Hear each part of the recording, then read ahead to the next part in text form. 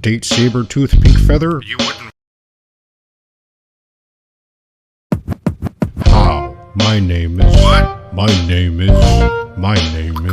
It's Donga. How? My name is... Where? My name is... When? My name is... It's Donga. How? My name is... What? My name is... Pardon me. My name is... May I have the attention of the tribe? Where? My name is... When? My name is... It's Donga. Me Donga Rolling Queel of the disabled tribe. Me threaten every man in magic firebooks. Want to mimic my spirit and do everything Donga did? Become a failed wrestler and date saber-tooth pink feather? You wouldn't want to do My that. legs are dead weight. Donga might have AIDS. Dead air. Donga was provoked. We'll fight Relfa male tribe with one wheel tied behind my neck. Does Donga work at a car dealership? Me can't even decide.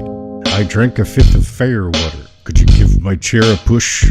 Oh boy, yeah. Hey, it's failure time. How you guys doing? It puts the buffalo fat on its skin, or else it gets the hose again. How? My name is... What? My name is... My name is... It's Donga. How? My name is... Where? My name is... When? My name is... It's Donga. How? My name is... What? My name is... My name is... It's Donga. How? My name is... Where? My name is... When? My name is... It's Donga. Failure. The northern tribe needs to be locked away. Don't just sit there, gay operate. Donga hide and teepee. It's too scary to fight. Ralpha male tribe made Donga change name. Donga now chief... Mega faggot. 111 and 0. How? My name is... What? My name is... My name is... It's Donga. How? My name is... Where? My name is... When? My name is... It's Donga. How? My name is... What? My name is... My name is... It's Donga. Summation. Synopsis. My name is... Where? My name is... Tell them My failure, name is- disavow, all that shit.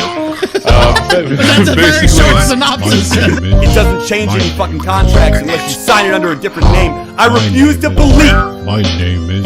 that you can't understand the concept of signing an agreement under the same name they can cut a check to.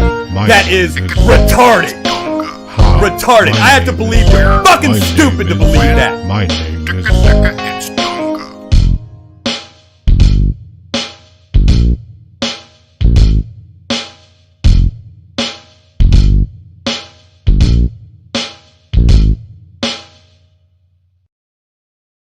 Plenty of friends investing money in this fucking shit. This bullshit. Tuesday comes along, oh, we find out that changes a lot. Tuesday night comes along. I find out I've been getting fucking lied to.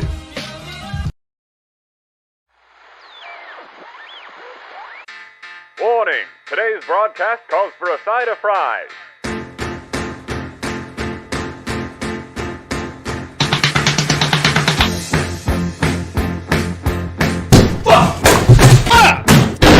Wings is streaming, let's drop by. There ain't a mod in sight. He starts raging, everybody saves the clip, and now we're banned. Make a new account next day. Hey, hey. Get up for that thing you threw. Walk to the refrigerator for a Pepsi. Back to streaming for the pity, Mr. Wings. Please just tell us what you ate. Hey, hey. Mr. Big Guy, please tell us why you haven't cracked a smile in so long. Where did you go wrong? Mr. Big Guy, please tell us why you haven't played with Kyle in so long. Where did you go wrong? Look here! Look, listen! Appearing offline does not fucking stop me. So stop giving fucking advice you know nothing about. There is no one else that has achieved this level of failure to launch, but who could fucking launch when they weigh that much anyway? Wings, keep my name out of your mouth, you fat piece of shit. Hey you, why don't you donate? I'm not here to conversate. Look, you and listen, Mr. Blue Shirt's right there laying into you. Wings go on and rage some more. Oh, Rage some more Wings of Redemption. Mr. Big Guy, please tell us why you haven't cracked a smile in so long. Where did you go wrong? Hey there, Mr. Wings, we're so pleased to pull your strings. Look around, see what you do. Everybody laughs at you. Hey there, Mr. Wings, we're so pleased to pull your strings. Look around, see what you do. Everybody laughs at you. Why? Why? Mr. Big Guy, Mr. Big Guy, Mr. Big Guy. Fuck you. Fuck everything about you. Mr. Wings, please no more lies. Why not just take the fight? It'd be funny, lose the weight and make the money. Never mind, eat a banquet meal. Eat a banquet meal instead. Mr. Big Guy, please tell us why you haven't played with Kyle in so long. Where did you go wrong? Hey there, Mr. Wings, we're so pleased to pull your strings. Look around, see what you do. Everybody laughs at you. I don't know what else string you do. I really need to make this fucking money. I really wanted to get this fucking surgery, man. I wanted it so fucking bad.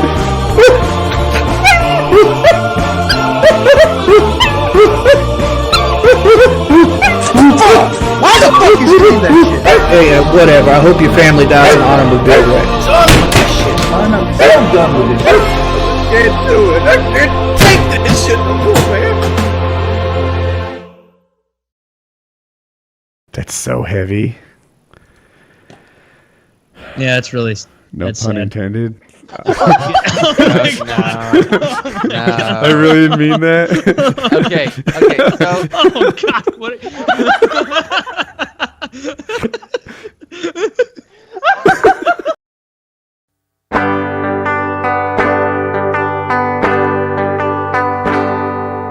BBD and ecstasy conceited with no self-esteem. She's a teenage dream if you hate yourself. Bright-dyed hair and obnoxious clothes, thinks communism is the way to go. She's a whore, a hole, a dime a dozen, Jezebel.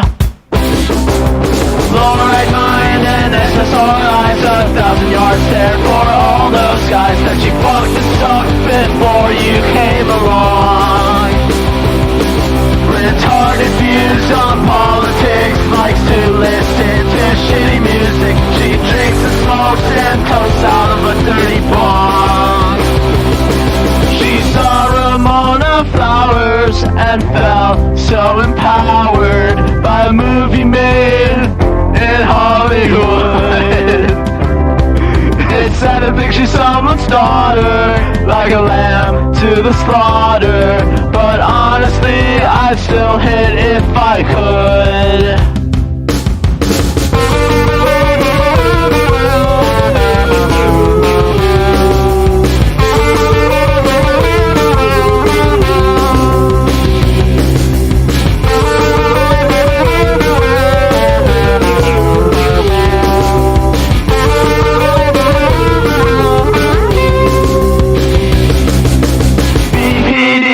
Ecstasy, 30 years old but acts like she's 16. Likes to go to shows cause she's so fucking cool.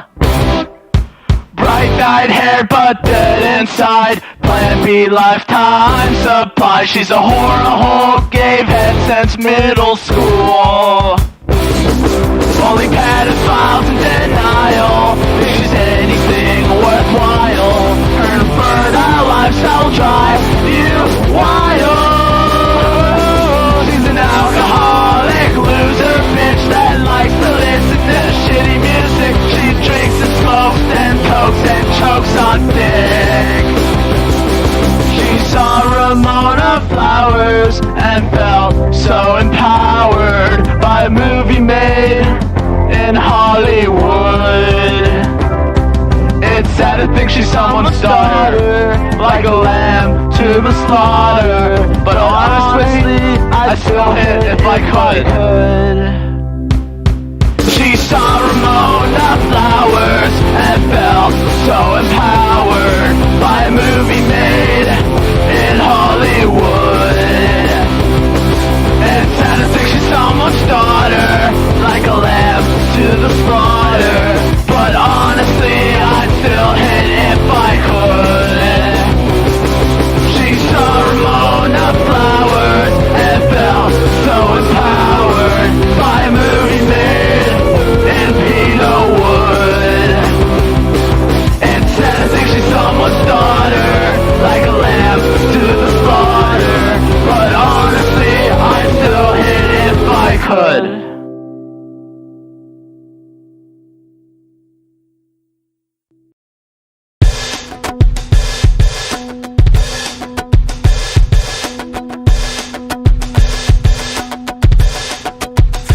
Well, it was just 5 guys and a night out. Oh, looks like they could box your lights out.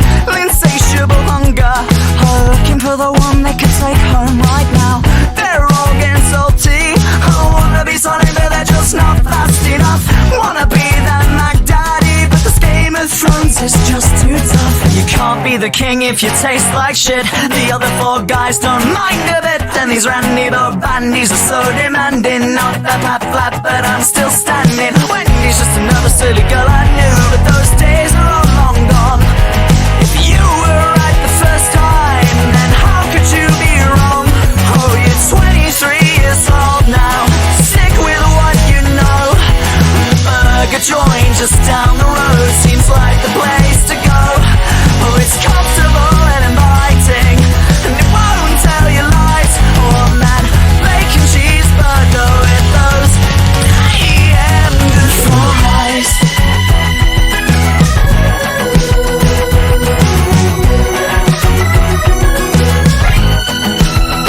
Well, I was just feeling kinda greasy. Back streets feels kinda sleazy. Prices hiked as high as your tights, and I can't help just feeling queasy. Thank God it's Friday. Said nobody ever as we all flew out the door. Acting up like a Dairy Queen, and a size queen's always wanting more. KFC, more like JFC. I wanna try something new to me. In with excitement, out with scoff.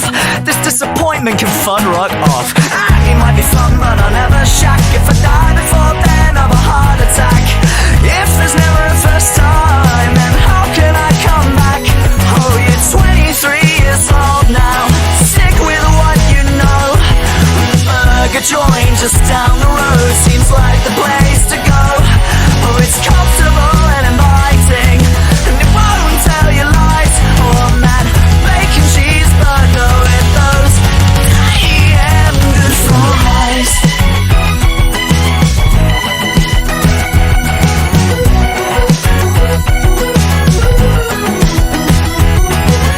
Have your burger however you like. No, I don't mind. No, I don't mind. I'm just looking for the right one for me. Don't care how long it takes to find.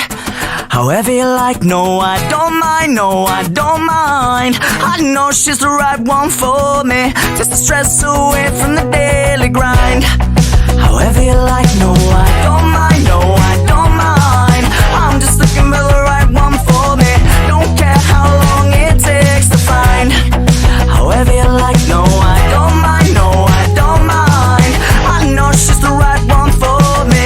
Just to stress away from the daily grind. However you like. No, I don't mind. No, I don't mind. I'm just looking for the right one for me. Don't care how long it takes to find. However you like. No, I don't mind. No, I don't mind. I know she's the right one for me. Just to stress away from the daily grind. However you like. No, I don't mind. No, I don't mind. I'm just looking for the right one for me. Don't care how long it takes to find. However you like. No, I don't mind. No, I don't mind. I know she's the right one for me. Just to stress away from the daily grind. In 1943, The following directive was issued from party headquarters to all communists in the United States. It read, "When certain obstructionists become too irritating, label them after suitable build-ups as fascist or Nazi or anti-Semitic, and use the prestige of anti-fascist and tolerance organizations to discredit them. In the public mind, constantly associate those who oppose us with those names which already have a bad smell. The association will, after enough repetition, become fact in the public mind."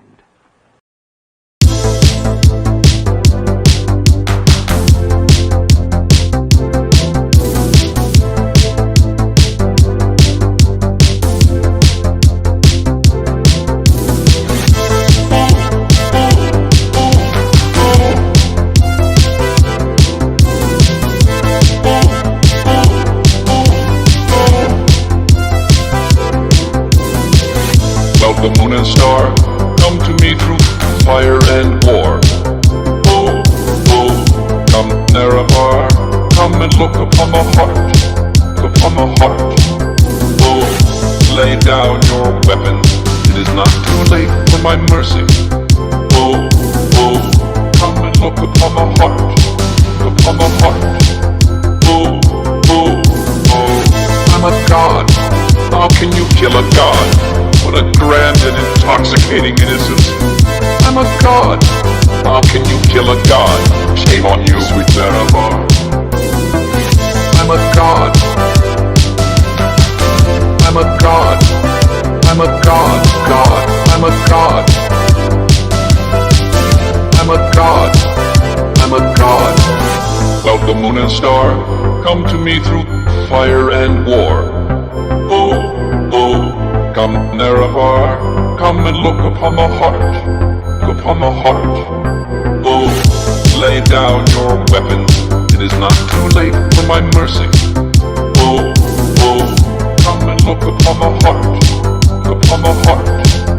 Oh, oh, oh, I'm a god, how can you kill a god?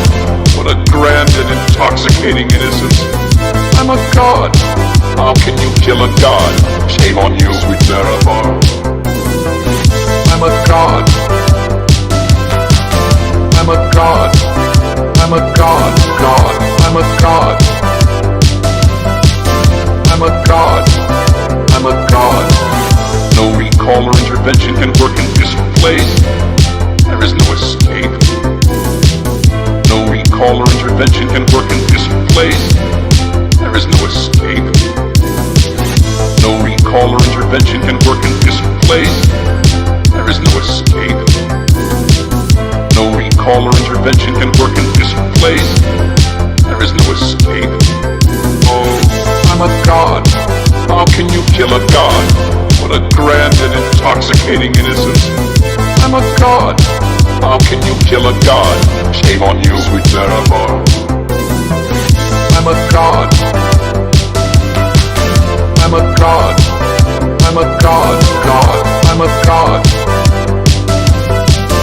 I'm a god. I'm a god.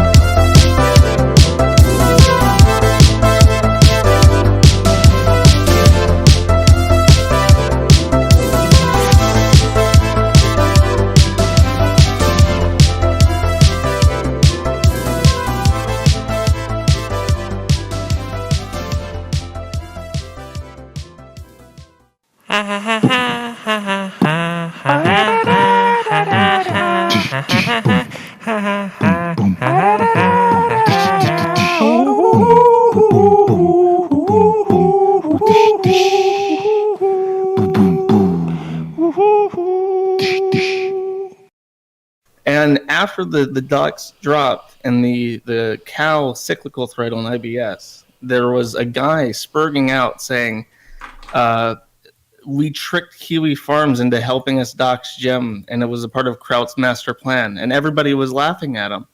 But this was yesterday. This was before the stream. And I'm wondering if that guy was somebody working with Kraut to collect $2,000 because he offered it to him. And to do it, he got one of the best people from the forum to help.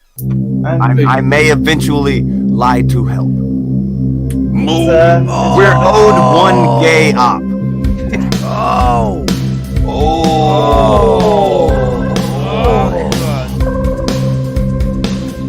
Farm. It's too late to get him out. No. See, this is where you're wrong. There's always a way to kill a bandit. Owed one gay op. One gay op. It's called one gay op. One op to kill all ops. It's a good one.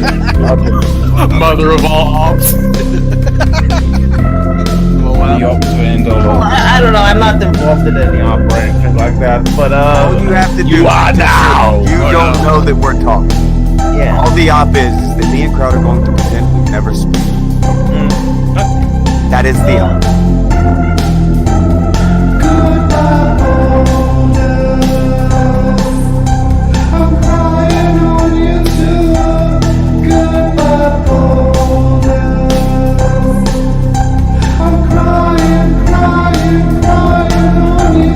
How?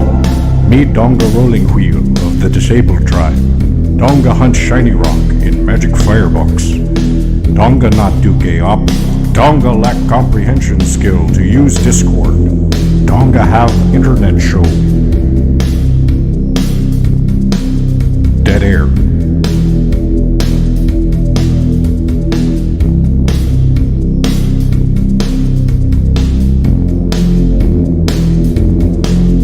I say, whoa, Kimosabi. Dead air. I say, whoa, Kimosabi. Dead air. Donga war with tribe from northern plains. Fight IRL, but no chair ramp. Donga sad. Failure. Send smoke signal. Donga need to restructure contract. Donga now want to fight the Sweetie tribe. 111 and 0. Dead air.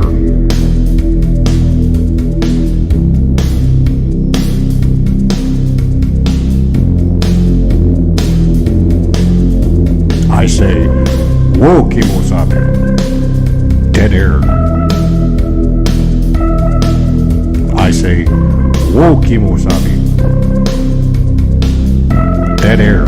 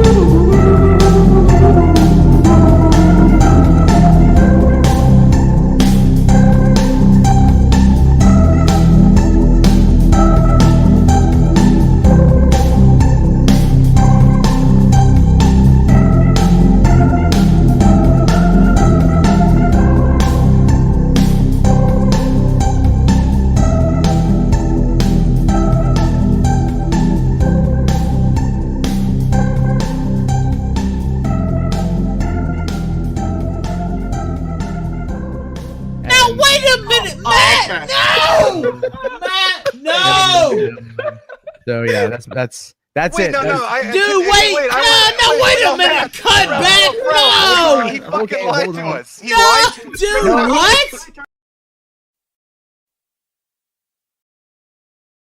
What's happening, everybody? How's it going? I hope you guys are having a wonderful first Saturday after Christmas. Still in that comfy zone before and after Christmas, before New Year's. Hope everyone had a wonderful time with friends, family, and loved ones. Hope you guys had a wonderful Christmas. I had a wonderful Christmas. I had a really fun time. I missed you guys, though. I must say, I as much as it was fun hanging out with friends and family and loved ones, I did miss you guys. And I'm back, And we're going to probably be back for the next month, really, because I don't start school until late January. That being said, I have a couple of housekeeping announcements to make before we get into the piss proper. Hey, it's Aaron! And Shut up. I fucking hate YouTube autoplay. I really do. I think it's possibly the worst feature on the site. I'm not entirely sure, though. So first off, let me go ahead. Hey, it's Aaron! I swear to goodness, shut up. Let me go ahead and post this real quick. I am currently streaming on a second YouTube channel. I opened this up because, quite frankly, I think that the people who are subscribing to me in bulk are mostly subscribing for these piss streams. They're not really subscribing for the gameplay streams. So I've decided that I'm going to most likely just move all streams over onto my second channel that I'm going to be calling Flamenco Bing Bing Wahoo. I'm going to give you guys a couple of days to kind of get into that before I just stop using the current normal YouTube channel and just do exclusively my Bing Bing Wahoo streams and also the live recordings of Piss. I might do the live recordings of Piss on the other one. I'm not entirely sure yet.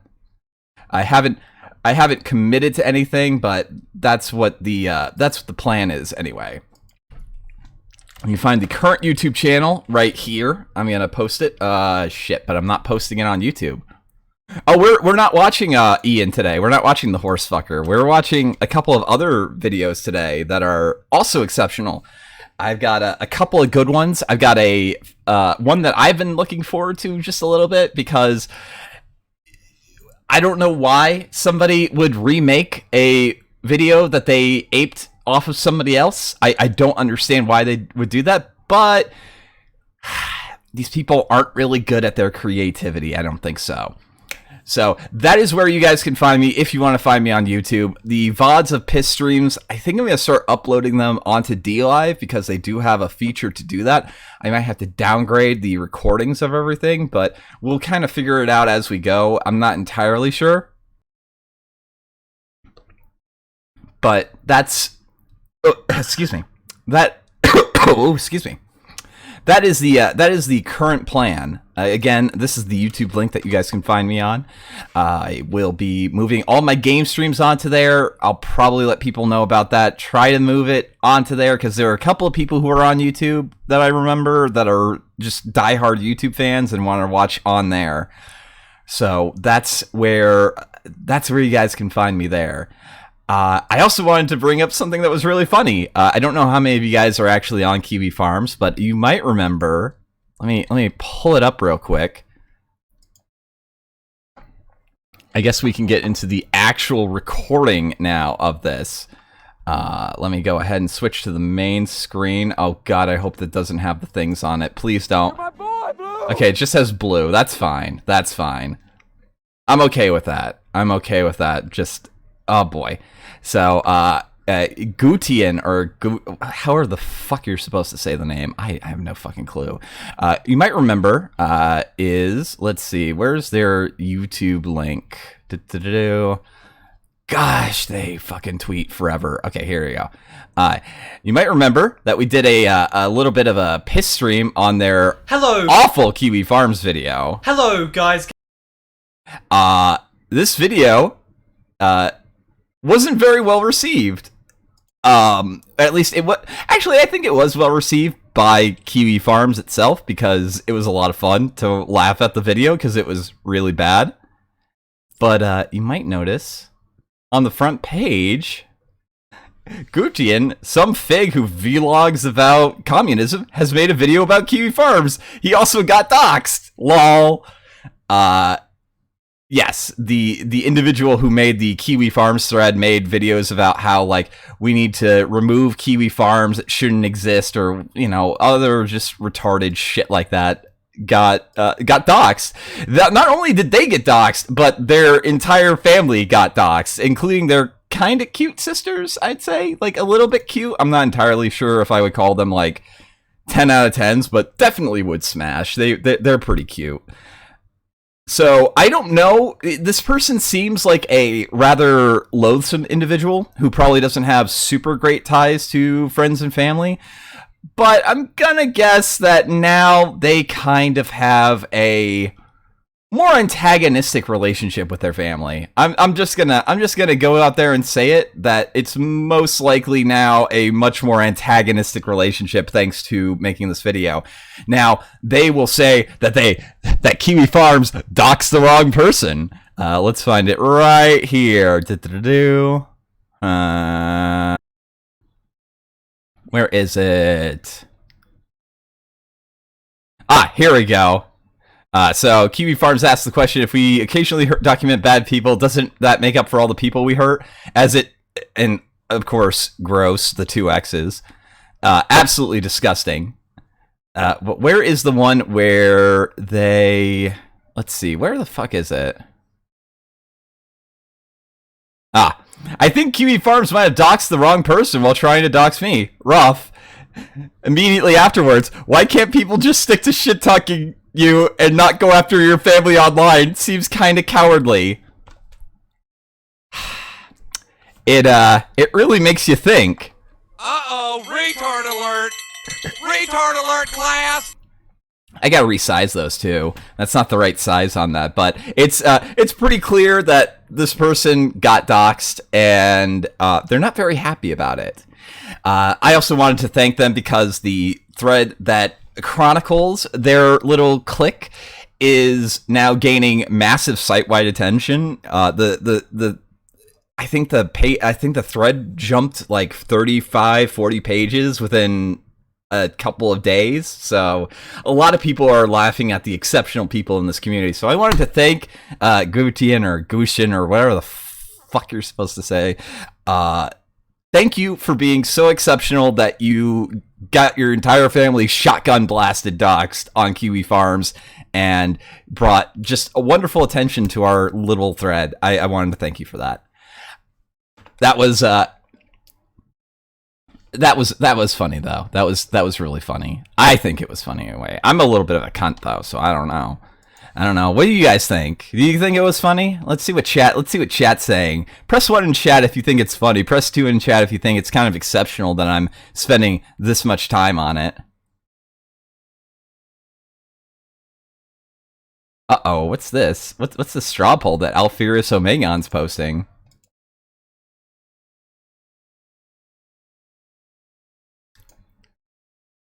Oh boy.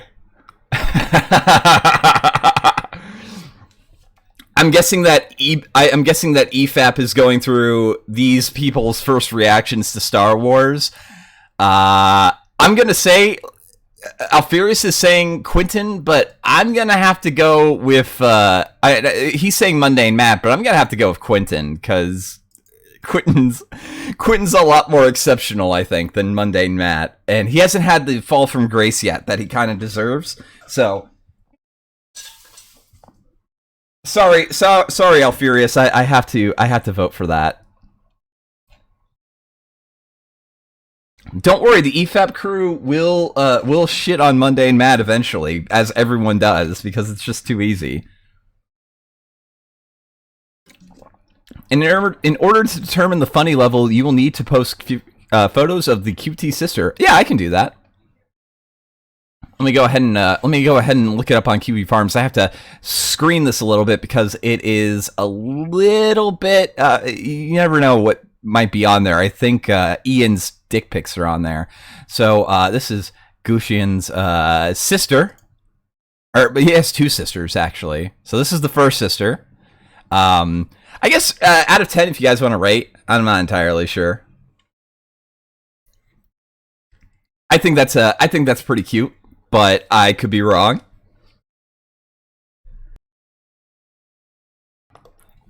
I guess smash or pass on the first sister. Yeah, I'm seeing a lot of 8s and 7s. I can understand that. 7s. Ian's dick pics are on there. Thanks. Now I hate Kiwi Farms. Yeah, I know exactly. Yeah, I'm seeing a lot of 8s and 7s. Okay, and this is the second sister. Now, the second sister has got a pretty nice figure, I gotta say. a fantastic figure.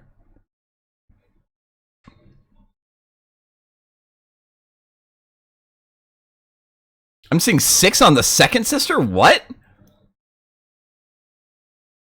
Horse out of 10. Wow. Okay. Well, I guess more for me. I don't know.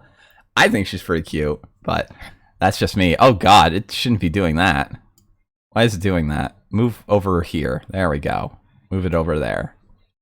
I also need to change that YouTube thing. Fuck. I need to change all sorts of things. I need to work on my branding and my search engine optimization, all that shit. Eventually, it will get done. I'm just so incredibly lazy that I don't know what I'm doing.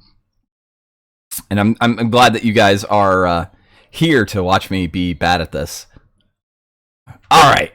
So, let's see. What was I doing? Let's see what their poll is at right now. Yeah, it looks like Quentin's going to win. Monday, Matt Slater, and then Movie Bob. Because Diabeto is Movie Bob in EFAP land. Ah, damn. I'm doing my piss when they're doing EFAP, but that's okay. If anybody who's a fan of EFAP, you should go watch EFAP, because they're probably a lot more interesting, a lot more structured, and a lot more intelligent, I would guess. But that's just me. Matt loses again. Yeah, Matt's last in even like the pecking order of being made fun of.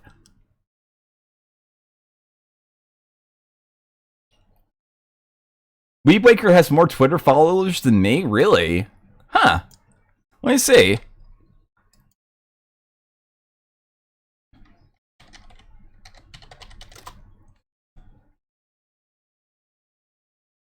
I don't know what Weebwaker is on Twitter.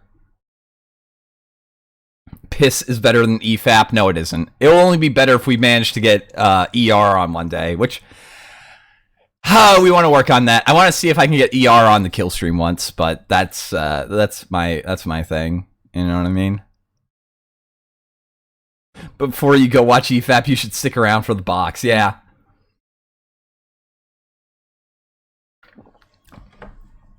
Oh, excuse me.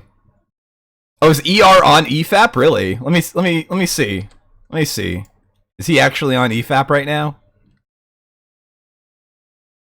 I understand that this is probably my worst...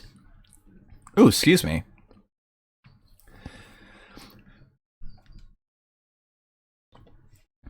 This is probably one of my less structured videos. We'll fix that, though. I'm going to probably edit all this shit out, maybe. I don't know. I don't know what I'm doing, chat. I never know what I'm doing. I'm sorry. This is awful.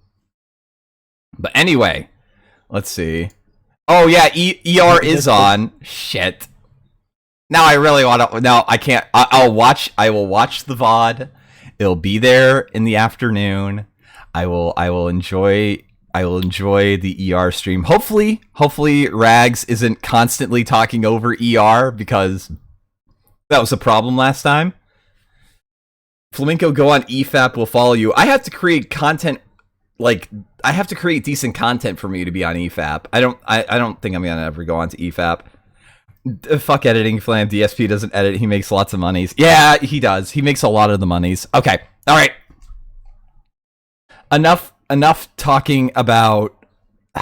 Damn, I have such a... 1 second. Editing out all those coughs, at least, so I can work on that.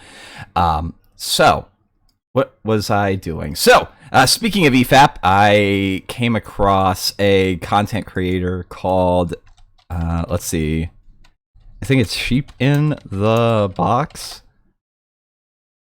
Yeah, this guy right here. He did a fantastic little rant about Jay from EFAP, and he's really fucking mad.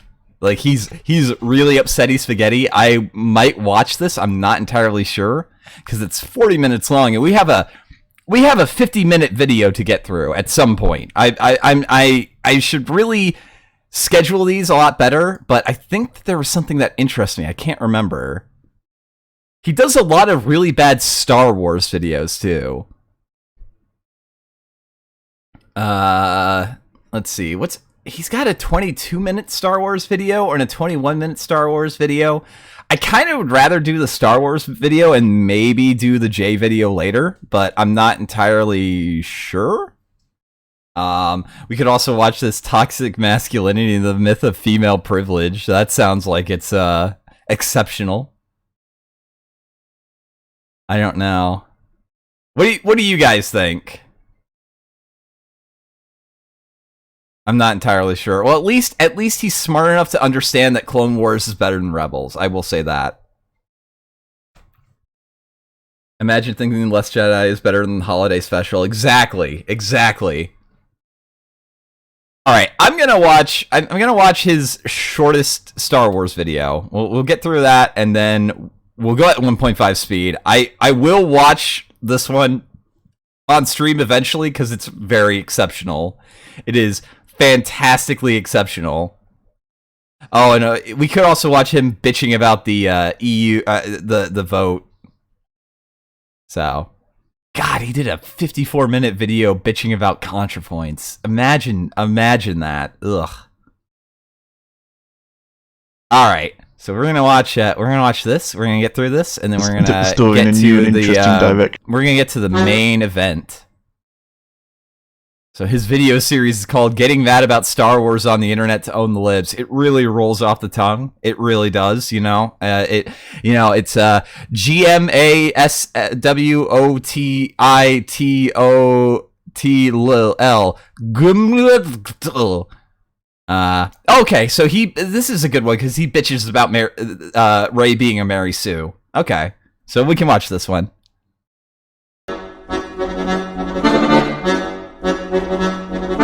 I don't know if you noticed, but there was a new Star Wars movie that was marginally different to the others and took the story in a new and interesting direction. That is debatable. Now, I will say that The Last Jedi takes the story in a new direction, like desperately trying to pretend that all the other films that preceded it didn't happen, but I guess that's a way to say it. I don't know. As you may or may not also have noticed, this upset a lot of people, many of whom claimed that it ruined Star Wars, which worried me for a moment, because I thought that this movie must have gone back and meddled with the original trilogy in some way, making it obnoxious and filled with CGI busyness. It kind of did. It kind of subverted a lot of the pre-established, rules of the film. And I'd say that maybe lacking of practical effects is slightly less of a heinous crime than just pretending that the last movies didn't happen, I guess. I don't know. No. Allow. Good day.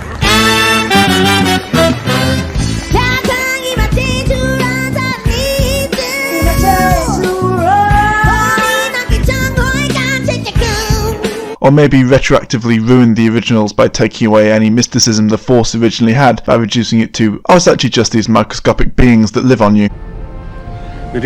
No, it just made it so that, Rey gets to do whatever she wants because she's omnipowerful and doesn't do any training.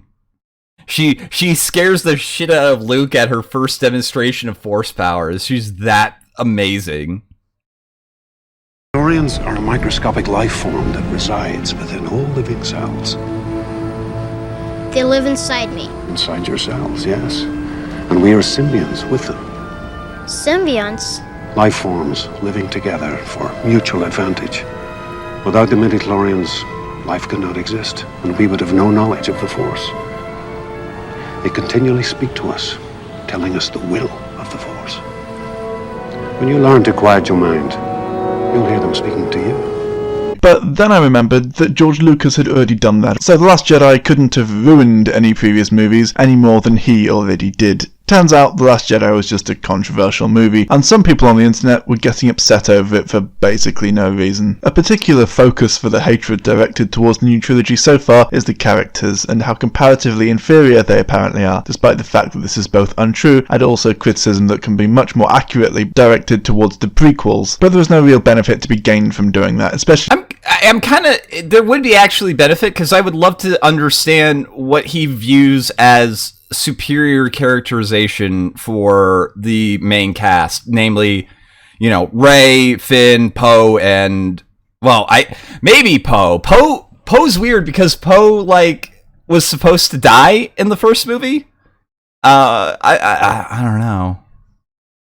And also, of course, our favorite character, Kylo Ren. Now that the prequels have come back into fashion, mostly in meme form, a lot has been said about the diversity of the new cast from both sides of the political spectrum. I think everyone is aware by now the far right's hilarious. All right, let's see what this is. Disney using subliminal conditioning in Star Wars Force Awakens. White males, angry pathological white supremacist Christian villains. I mean, like the Huck speech on the giant Death Star thing, like, come on, dude. We all know what that was about. You can be honest about it. You can be 100% honest about it. I don't know. Like, I don't. Wait, is it really? Yeah, likes and dislikes disabled. Wow, that's really brave. His reaction to The Force Awakens, and this has only continued with The Last Jedi, to the point where people harassed the actress who played a character they disliked, to the point that she was essentially forced off social media. Now I really want to see what the actual, like, the actual truth of that is, because I hear conflicting things, and I don't think I've ever heard her actually say that specifically. I could be wrong though, but no, you shouldn't harass her. It's not her fault that Rian Johnson wrote her to be a completely unsympathetic character to play. That's you know. Also, hi Molly. And of course, Stefan Molyneux was on top form when he spent the entirety of his video on the subject whining about how much worse off he reckons white men have it than everyone else in society, rather than talking about the fucking movie. However, this has not stopped the Star Wars fanbase continuing to drone on and on about how Rey is a Mary Sue or Finn is too comical, regardless of how accurate these criticisms actually are. To that end, allow me to introduce you to Thor Skywalker. Now that's an interesting statement, that Finn is comical. Now, I don't know. I'd say that maybe Finn is a little too comical. Or he's played off as a joke a lot, like especially in the second movie. He gets, you know, tased by a small Asian janitor, and he gets tased a lot, actually. One of the many surprisingly successful YouTube channels out there that seems to exist solely off of talking endlessly about Star Wars, some of which are actually great and really interesting, but they are a minority. Mostly praising the Clone Wars and shitting on The Last Jedi because that's the I'm guessing that he's kind of upset that people might be successful for having possibly a more interesting voice, and why would you record all this? Why would you record all this and have it on here? Also, he reads Attack on Titan. I wonder how he feels about the latest couple of chapters, because, woohoo, boy. Content that rakes in the views. He doesn't appear to talk about superhero stuff very often, as his name might imply, but that's okay. Thor Skywalker made a video called Rey and the Sad Devolution of the Female Character, and it was just so incorrect that, much like the video I did about Razorfist a while ago, I needed to respond to it. I basically don't have a choice in these things, you know how it is.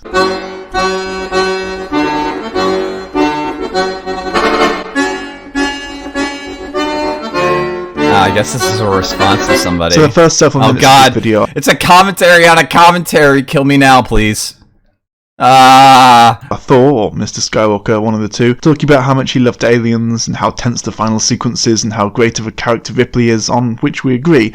Anyway, what I remember most was just how tense and nervous the last part of that movie made me, when Ripley, after having essentially escaped a nightmare scenario, goes back to save Newt, a young girl who was the sole survivor of a colony that had been wiped out by aliens. He then says that the reason we all love Ripley is because she's a fully realised, believable character, and again, we sort of agree, but I would add a caveat that that's not the only way to make a great character, even though it does work on this occasion. To this day, it's still one of my favorite sequences in any movie ever, and what makes it work, what makes that whole movie work, in fact, is that you entirely buy into the character of Ripley. She feels as real, relatable, and as human as the person sitting next to you in the theater. However, he then goes on to compare her to Rey, which is, in my opinion, rather silly. He makes claims like this: you desperately want her to succeed. You're afraid for her. You truly care about what happens to her. But you really don't know if she can pull this off because the movie hasn't presented her like some type of superhero. Rather, it's portrayed her as pretty much an average woman who finds herself in the craziest of predicaments. Which are ridiculous, because the type of character Ripley is not the kind of character who would make a protagonist in Star Wars. As soon as I realized... I don't necessarily know if that's why it's ridiculous. I would say that Ripley is a little bit more competent because she understands the threat that she's facing more than the Marines do, but that's more just based on her previous experience. Like, she's not trained for combat. She does manage to kill the Queen with, it's futuristic forklift, essentially, because it makes sense. She's an engineer. She would know how to operate the heavy machinery. But, I don't know. That's where this was going. I started to replace Rey in my head with Luke, and it made sense. Luke is such an unrealistic, overpowered character, etc. This bit's most... So, this is they often deflect criticism of Rey by saying that Luke or Anakin are generally stronger, I would say. But I don't necessarily know if that's true. Luke kind of lucks his way through the first one. Obi-Wan helps him a lot at the very end sequence. Luke is reckless and gets his ass kicked in the second one. And in the third one, manages to overcome Vader, but is still not able to defeat the Emperor. And it's Vader who actually beats Palpatine. So, I don't know what you're saying there, buddy. Mostly by the by in a very this movie, that movie kind of way. But I'm mostly going to skip over it because the point of it is Ripley good, Rey bad, and also Star Wars is full of SJW propaganda. Although he never comes out and says that outright, just heavily hints at it like a coward, without bothering to take context, tone, genre, or target audience into consideration and get into the... Either that or you're a paranoid schizophrenic. And it's like, oh, he didn't say that, but we know that he said it. It's like, okay, dude, calm down. Star Wars stuff, because that's what we're here for, right? First off, here is Thor's mission statement. And the thing is, I've never thought of Ripley as a female character before, or a strong female character, which I know might sound insulting, but my point is that I've always just viewed her simply as a character. No more, no less. I've never felt the need to label her as something special, because I don't watch Aliens and get the impression there was any type of agenda, or any type of point they were trying to make about women with the character. In other words, I don't think they set out to make her an iconic character that might represent something. Rather, they just set out to make a believable character in a really good movie. And ironically enough, because of that approach, they ended up making an iconic character. And this is an approach I wish those writing the new Star Wars sequel trilogy could have understood, because since day one, since basically the announcement that a sequel trilogy was going to be made, they have made a big deal out of the fact that the new main character was going to be a female. Which, look, that's fine, it's great even. It makes perfect sense within the context of Star Wars, where Force-sensitive beings have always been chosen at random by the Force, which means there's basically a 50-50 shot someone strong with the Force. I would disagree with this, namely that Luke is strong in the Force because his father was strong in the Force. They flat out say the Force runs strong in my family. I would also probably say that, I don't know, but I would say that I would say that like family lineage definitely plays into it. It's not just kind of random. Is going to be a woman. Not to mention, I think the assumption before any of the sequel trilogy movies came out was that Rey was going to be a Skywalker or a Solo. So again, there's a 50-50 chance either Leia or Luke would have a daughter. Basically what I'm saying here is that no real Star Wars fan is going to have any sort of issue with a female lead. No real Star Wars fan is going to have any issue with a female lead is hilarious. Considering the backlash... I'm kind of confused as to why he thinks that that's hilarious, because competent women in Star Wars isn't a new thing. I mean, Leia is like the go-to example. It's like, okay, like, how are you a fan of Star Wars if, like, you just loathe Leia? I don't know. bashed the decision to make Rey female cause, and this is making the claim that the people complaining are not real fans, which is probably the first time I've seen someone no true Scotsman Star Wars, so congratulations, I guess. He claims that Rey is poorly written, but gives no examples of this and provides no sources in the description, which is all people wanted. Wait, what now? Wait, let me see what that claim was again. Is poorly written, but gives no examples of this and provides no sources in the description. I mean, again, I don't know if that's actually true because he clipped it possibly out, but we could point to a variety of problems that are in the thing where Rey is poorly written, so that's not really true. Which is all people wanted out of Rey, that she be a good, well-written character, and had they done that, people would love her right now too, I guarantee it. But the problem with Rey is that it was clear from the start that there was going to be an agenda for her beyond just being a good character in a Star Wars movie. They wanted to make her a symbol, an icon for women. Which now this is true because JJ flat out said that like I wanted to have an all Asian cast. I that's what I wanted.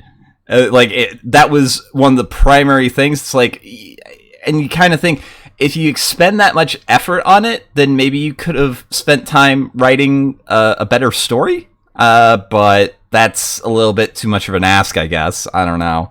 I always kind of imagine when you put effort into something, you can't put effort into something else if it's like a big thing, you know what I mean?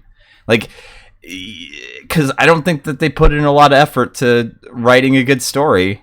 Uh-oh.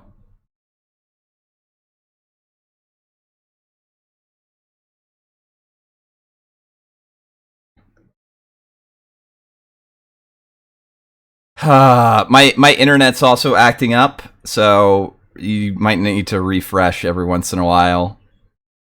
I'll record a full version and put it onto various things for later. I'm sorry about this, guys. It's just how it is, unfortunately. Which isn't necessarily a bad thing, don't get me wrong, but it's still something you have to earn by actually creating a great character and telling a captivating story around her. So this is just one guy's opinion, I guess, which is fine. Don't present it as an objective analysis if that's the case. So it's not necessarily... I don't think he did. What the fuck? This guy's getting very aggro at this guy for very little reason. A bad thing that Disney pushed Rey as a symbol of female empowerment, again with no proof, but that this has to be earned, despite the fact that the only person who gets to decide what's empowering is the person being empowered. Go and tell all the little girls dressed up as Rey for Halloween that they're not being empowered, I fucking dare you. Also, insinuating that Rey is not a great character and does not have a captivating story around her. I'd be more interested in why they picked Rey over Leia. It's like, but like, Rey doesn't work for anything. Leia doesn't have super godlike powers and manages to do awesome shit. Well, except maybe in The Last Jedi, because then she like revives herself from the dead and Mary Poppins flies into the airlock, which is silly, but whatever. Without providing some kind of supporting argument basically doesn't mean anything. It's a worthless statement. I think Rey is great, but without providing some kind of supporting evidence, it's just some guy's opinion. He says that the marketing ruined the story or suspension of disbelief, which is not the fault of the filmmakers or writers. And the more you tell people ahead of time what you want her to be or represent outside of the story, the more you ruin the illusion of that story when you finally watch it. The more you can see the creators behind the curtain pulling the strings of the character, having her do exactly what they want her to do to fit the real-life narrative, and not to fit the narrative of the story. Which means nothing she does in the movie feels genuine, like what she would really or actually do, but rather feels like what the storyteller wants her to do to make their point. That actually makes a lot of sense. I would say that in good storytelling, you should show, not tell. And when a lot of your promotional material is telling this, it kind of says that maybe that idea doesn't get fully expounded upon in a very like satisfactory way. It seems that you're not very confident in what you're making. I'm not entirely sure, but I think so. Apparently Rey exists to fill the real-life narrative, presumably of empowered women, but Thor does not elaborate on how, so I'm left to assume that he believes that Star Wars is a documentary. Okay, so he's arguing that Rey does not act like a realistic... I don't think he said that. What the fuck? This guy's really fucking like I saw it in the J video specifically. We might watch that now because I just want to expound upon how angry this dude is. He's really upset about shit. Person would, without pointing out that no one in the Star Wars universe acts like a real person would, because it's a science fantasy movie series, and stopping to deal with the real issues people in our world deal with wouldn't fit in with that world. Dealing with Han's PTSD as he recovers from being frozen in carbonite would take up most of Return of the Jedi if that was the case. Yeah, that would be kind of interesting though. That would be kind of cool because he's a human character.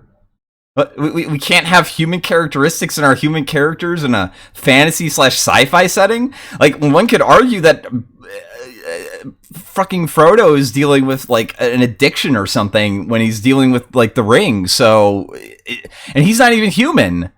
Or even the human things of like greed and ambition and pride are fully in the Lord of the Rings. Are you saying that isn't like compelling because it's in a fantasy setting? What are you saying, dude? Star Wars is gay. Stop watching it. Death to Disney, pensive cowboy said for a diamond. Well, I mean, not death to Disney, but maybe death to the rat. I don't know. Going back to Aliens again for a moment, when Ripley risks her life to save Newt, it feels like something the character would do. The story has set that up perfectly. However, when Rey rushes off to save Kylo Ren in The Last Jedi, it feels like what the story needs her or wants her to do there, not like a decision Rey would come to on her own. These are two... Yes, exactly. So Ripley's character is built upon the fact that she is dealing with the death of her daughter that died while she was in cryosleep. Her maternal feelings play a part in why she is so protective of Newt, and it makes sense. Whereas Rey, like, kind of hates Kylo Ren because her like new surrogate father figure was brutally murdered by him, but then also like for some reason has like some weird semi-attraction to him, and I guess thinks that he should be saved even though she wanted to kill him and seems to hate him until like he starts flirting with her without a shirt on. Although, you know, one might argue that might be like good characterization. I don't know, but I don't know. It depends. But I don't think that's really good characterization. I don't think that makes sense. Two different movies. They're allowed to be different. Rey is being manipulated by Snoke, feels betrayed and let down by Luke, and has just as much motivation as Luke does in Empire Strikes. I don't necessarily know that she's being manipulated by Snoke. I think she's being manipulated or drawn in by Kylo Ren. Snoke is just facilitating the communication until he's not. These movies are such a mess. Strikes back to abandon her training and go save her friends. Because let's not forget, she watched Kylo Ren murder Han Solo literally days ago within the context of the story. After talking to Kylo Ren a few times for a couple minutes, she's now going to place all her faith in him and turn herself in. Rey does not think Kylo is a good person. She believes he can be turned from the dark side as she thinks he's conflicted. Then that means that she thinks she's a good person on the inside, you retard. What are you... Oh my goodness. Oh... Rey doesn't think that Kylo is a good person. She just decides to go out into a very dangerous situation to try to turn him to the light side. What the hell am I listening to? Oh boy. Conflicted precisely because he killed his father a few days earlier, and she thinks that by turning him back towards the light, she can rob the First Order of their most dangerous operative. And she never says that. Okay, whatever. We as an audience are given plenty of reason to believe this. Rey allowing herself to be captured and taken to the throne. Flam, get the deal with headaches juice. Oh, we're gonna deal with the headaches on New Year's Eve. Don't worry, I've got the deal with headaches juice ready. Room is a direct mirror of Luke in Return of the Jedi, where he does the exact same thing for similar reasons. And what? Wait. Let's go back to hear this claim because I'm pretty sure I just heard something really fucking stupid. Captured and taken to the throne room is a direct mirror of Luke in Return of the Jedi, where he does the exact same thing for similar reasons. Okay. No, absolutely not. Absolutely not. Rey goes because she thinks that she can turn Kylo Ren to the light side. Luke goes and does this so that he can save his friends on Cloud City. I think you're thinking of Return to the Jedi. Did he say Return of the Jedi? dark side, as she thinks he's conflicted precisely because he killed his father a few days earlier, and she thinks that by turning him back towards the light she can rob the First Order of their most dangerous operative, and we as an audience are given plenty of reason to believe this. Rey allowing herself to be captured and taken to the throne room is a direct mirror of Luke in Return of the Jedi, where Okay, he you does did the say exact Return same of the thing Jedi. for similar reasons. And what further compounds the unbelievable nature of this character. Well, except that Luke knew that Vader was his father and loved him, and Rey has like zero reason to give a crap about Kylo Ren because, again, she saw him murder her surrogate father figure in front of her, and they kind of tried to kill him, I'd say. Is that Rey gets herself out of this problem all by herself.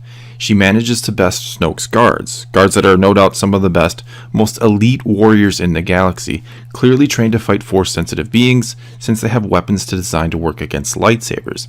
Not to mention, they get the best of Kylo Ren at one point, which shows just how skilled they must be. Thor is mad that Rey wins the fight with the Praetorian Guard, despite the fact that it's made clear as early as Finn's first meeting with her in The Force Awakens, as he later acknowledges, that Rey is a competent fighter, and she and Kylo help one another out during that fight. I love that he's mad that she beats them, but Kylo doesn't. Kylo's just killed his master and is emotionally compromised. I mean, I honestly hate the fact that there's a knife that's clearly about to stab Rey, and then they airbrush it out of there. Like, they saw, it's like, oh shit, Rey's about to get stabbed. We need to fix this. Oh, just airbrush the knife out of it. We can't reshoot it or just cut that scene out. We gotta kind of like just pretend that she's infallible and nothing could stop her. Here, just as he was in The Force Awakens when he was injured and upset about killing his father. We haven't seen him fight when he's calm and comfortable, presumably he is much better, but even not, that's just as interesting and fits in with the character's theme of trying desperately and failing miserably to emulate his grandfather Darth Vader. Also, we see her training on the island, both with the lightsaber and her staff thingy, implying for all of 2 to 3 days. Implying that she does a lot of this, and therefore it's not too unexpected. 2 to 3 days of it. That she can fight with a lightsaber, and potentially foreshadowing a double saber now the original one is broken and she has the crystal. But how self-defense against thugs translates into besting the elite guards of the most powerful being in the galaxy just a week later is beyond me. Yeah, that's a very good point. Because this scene would have worked a lot better, and I'll take some heat for saying this, if Kylo Ren had just essentially saved Rey by going Force Unleashed on the Praetorian Guards, while Rey did all she could just to defend herself and to survive. I mean, it's fighting people. Regardless of skill, it's the same principle, and we don't know how skilled those thugs were. We don't actually know if Kylo is any good with the lights. Yes, because bodyguards to essentially a super space king are comparable to your rough and tough brawl bar fighters. Yeah, that makes sense. That's analogous. That makes sense. That's comparable. Saber. The only times we've seen him fight, he's lost, but admittedly been compromised in some way. Saying Kylo should have murked them all, when he just acknowledged they are elite soldiers trained to... To be fair, though, Rey is already, like, super strong at lightsaber combat at the very beginning, because she fights Kylo Ren to a standstill, so... fight Jedi, and we've never actually seen him win a lightsaber fight, is a tad contradictory. Thor then... Lester Kane in the chat says, now to be fair, Luke didn't spend much screen time training on Dagobah. This is true, but it is implied that weeks had gone by since he started training. We see gradual increases in his ability in the Force as he's training, but even then, he doesn't fight well against Vader. He loses pretty handily. But tries his hand at rewriting the story. This then would have also set up just how powerful... Now, we don't know what the actual time frame between Empire Strikes Back and Return of the Jedi is. I've heard some people say that it's kind of clear that Luke goes back to Dagobah while they search for Han. I'm not entirely sure. We don't actually ever see that, so I'm not entirely sure how true that is. Kylo Ren truly is, or can be, when he embraces the dark side fully, and how Rey has a lot to learn yet, that her win over him in The Force Awakens when Kylo was injured was mostly just a fluke or him wanting to train her instead of just kill her, which means he held back against her. And what this also does is set up tension for the last movie, because we now realize just how great of a threat Kylo Ren truly is, that if he lets himself go, he could probably easily best Rey in a fight. Either that, or after Kylo saves Rey here, she actually joins him, because he's willing to train her whereas Luke was not. And this plays off the one weakness Rey seems to have, which is a strong desire for belonging anywhere. And so now the movie ends with Kylo proving how badass he is, Rey utterly failing, and Luke still being around to redeem himself in the end. We don't know what episode 9... That actually would be kind of cool, especially if Finn becomes a Jedi himself and tries to stop Rey. That would have been honestly a lot more interesting, but we don't get interesting in new Star Wars. We get abject, just garbage. Is going to be about, but if they wanted to make it a Kylo bad and strong, Rey good but weak, they presumably would have done something similar to what he suggested, but we have been shown on multiple occasions that Kylo is not Darth Vader. He is an insecure, lost boy trying desperately to appear to be Darth Vader, mask and all. Besides, that would be in my... Oh god, you need to get a pop filter, dude. Holy crap. Opinion, and also an objective fact, significantly less interesting. He claims that the only reason the story in the movies is not exactly the same as his fanfiction is because it wouldn't fit in with the narrative they've been constructing outside of the sequel trilogy. Fam, from everything that we've read, JJ and Ryan gave absolutely nothing in terms of overarching plot structures for going forward in the narrative. So no, we're not going to say, oh, these mastersmiths of writing absolutely know what's going on and have this 100% on lockdown. No, JJ is as much to blame for The Last Jedi's failures as anything. That they both did an awful job in terms of writing in a series together. Problem is, none of that fits in with the narrative they've been constructing outside of the sequel trilogy, where they've been telling us since before the movies ever even started coming out that Rey was going to be a strong female character and something girls of all ages could look up to and aspire to be like. And then goes on to say that you can't have an icon that fails and makes terrible choices, right? Comparing Rey to Luke. And you can't have an icon that fails and makes terrible choices, right? I mean, who could ever relate to someone who fails and has vulnerabilities? Why would we want anyone, girls or boys, to think that sometimes we might make costly mistakes? But what makes us a hero is picking ourselves up after we fail and finding our way again. Despite the fact that Rey utterly failed in her training with Luke, gave in to her dark side urges, failed to turn Kylo, and her only real contribution to the Resistance cause, other than shaming Luke back into action, was to float some rocks. He does acknowledge this, but he just ignores it and says it doesn't count. Or if the movie didn't end with the dozen or so people left in the Resistance being all smiles after losing all their ships and several hundred of their comrades. The people who survived to the end of the movie are not happy because they're ignoring all the losses they took, they're relieved because they are not dead.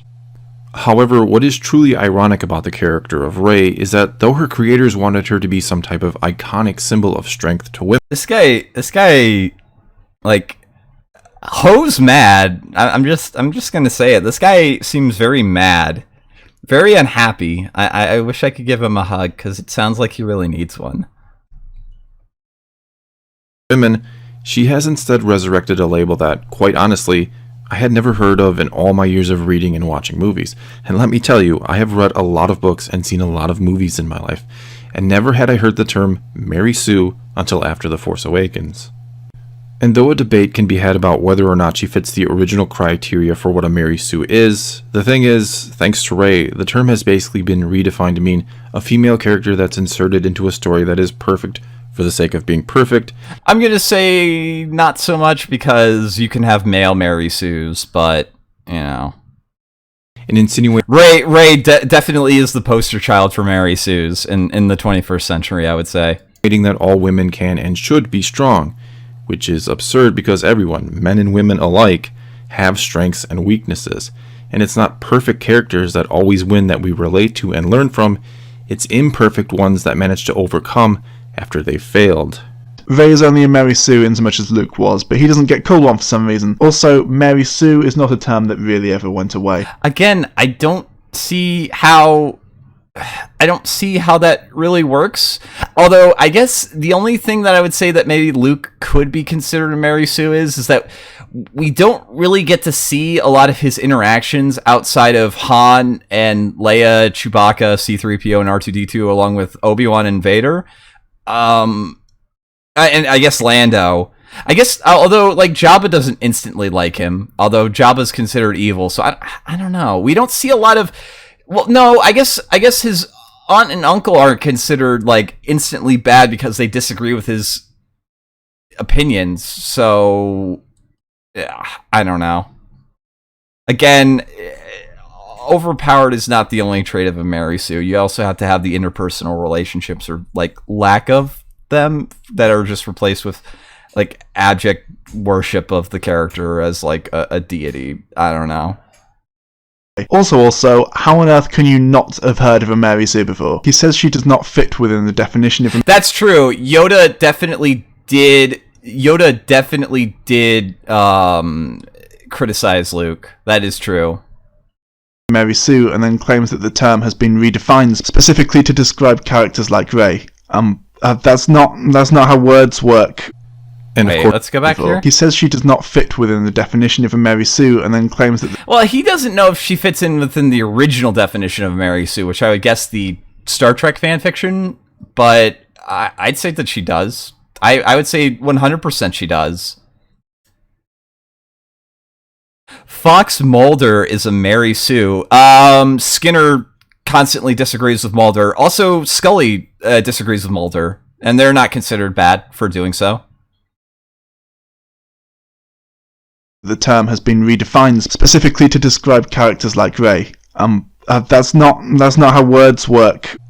And of course, the real problem with all of this is that a good portion of the fan base has outright rejected Rey. They've rejected this character that was meant to be, by her creators, an icon. Portions of the fan base rejecting Rey doesn't make her a bad character or the movies bad movies. It just means people... Being inconsistently written does, though. Woo, boy. People can have differing opinions about things. I like Rey. You may not, but that doesn't mean either of us is objectively correct just because we disagree. Although... I mean, I could point to, like, poor writing and characterization, and I'd say that my assessment that she's poorly written is a little bit more objectively correct, but again, he seems like one of those people that gets really fucking butthurt about the objectivity versus subjectivity thing. I don't know. I am. Also, he's definitely one of those examples of a British person with an accent that isn't really helping him sound smarter, I don't think. But I think that might be like just getting like really unneededly angry about things. Objectively correct, but for different reasons. And this rejection is being interpreted as a rejection. But that doesn't mean either of us is objectively correct just because we disagree. Although I am objectively correct, but for different reasons. And this rejection is being interpreted as a... Wow, what a fucking narcissist. Rejection of all female characters in general, mostly by men, which is both sad and ridiculous, because for one, there are plenty of women out there who also don't like Rey, plus a vast majority of men not only have no problem with good female characters, they actually love them. I have literally never seen or heard of anyone suggesting that disliking Rey as a character immediately means that those people hate all female characters in all things, without some... I guess you haven't been on the internet for a while, fam. A lot of people say that the only reason that you don't like Rey or Rose or any of the other poorly written characters in The Last Jedi is because you're a racist or a misogynist or some combination of the two. So I'm gonna say it's just definitely not correct. Some kind of source, this is just a straw man. Oh, the SJWs are calling me sexist because I don't like Rey. Okay, then prove it. No. Because I'm... you could point out people on Twitter saying that, so... Yes. Far from the only guy out there that thinks that Ripley is one of the greatest characters anywhere ever, and she's only one example of a great many strong female characters that men absolutely love. His entire thesis appears to be, I like Ripley and not Rey, therefore Rey would be better if she was Ripley. He says she's only one example of many. I'd say that Rey is poorly written, and it's possible to have well-written female characters that are much more enjoyed by people. I would guess that's what his thesis is. I don't think this is written like an essay, though. I don't think this video is written like an essay. If it is, then it's like really poorly structured, and you probably get like a C, I would say, but I don't know. I guess, I don't know. But does not provide any others, which is... But I guess good structure is a subjective thing to him, so I don't know. An interesting choice. And to keep it real with you, what's frustrating Star Wars fans right now, and why so many are turning away, is because they've been told there is something wrong with the franchise they love, and it's always been wrong. That it just doesn't have enough strong female characters. No one is saying Star Wars is bad because it hasn't had enough strong female characters, or at least if they are, they're in a minority. At most, some people might argue that the Jedi Order was a little bit of a sausage fest in the prequels, or that adding some more strong female characters would be great, but thinking adding something would be cool doesn't necessarily mean that not adding the thing is bad. Like, a lot of people are talking about Idris Elba potentially being or becoming the next James Bond. Having a black Bond would indeed be great, although they would have to work to make the character of Bond an appealing and interesting character, which he arguably never has been before outside of maybe Casino Royale 2006, but it doesn't mean that if they cast another white guy it would automatically be bad. It would just be another Bond movie. Sure, there's a deeper, more interesting and serious conversation to be had about representation in media, which I do think is very interesting is a relative term, but okay, buddy. Important, but I don't want to have to watch the new She-Ra series, although I'm sure it's great, in order to argue with people who think that equal representation of media is bad on the internet. And this video is this art style is really screaming of good quality. Ugh, no. Already on the long side, so I'll leave it at that for now. He uses Ahsoka and the EU, now Legends, as examples of strong female characters, even though, again, there have been several great ones in the past. Ahsoka's not EU, she's canon, but okay. Not to mention, the EU was chocked full of great female characters. That's kind of the point. These characters were not in the movies and were instead relegated to extra peripheral content that the majority of mainstream I mean, Ahsoka's actually in the last movie, kind of, so I guess you're wrong there. Audiences didn't ever see. Also, both the Clone Wars and Rebels are canon, so I don't know why he uses Ahsoka to illustrate the EU. You just said it was in the... Okay, whatever, retard. Anyway, not only do they at Lucasfilm insist there's been something wrong with Star Wars all along, and by association the people who have loved it, but they're going to now fix it by giving us the character of Rey. And then they sit there and pat themselves on the back for saving Star Wars from a problem that didn't exist. And when we tell them we think there are legitimate problems with the character that have nothing to do with her gender, they continue to insist it's something wrong with us. Who are these people at Lucasfilm who call everyone who doesn't like Rey a sexist? J.J. Abrams, Rian Johnson, Daisy Ridley, various people bitched about it, so... Yeah, no, this is not a good argument.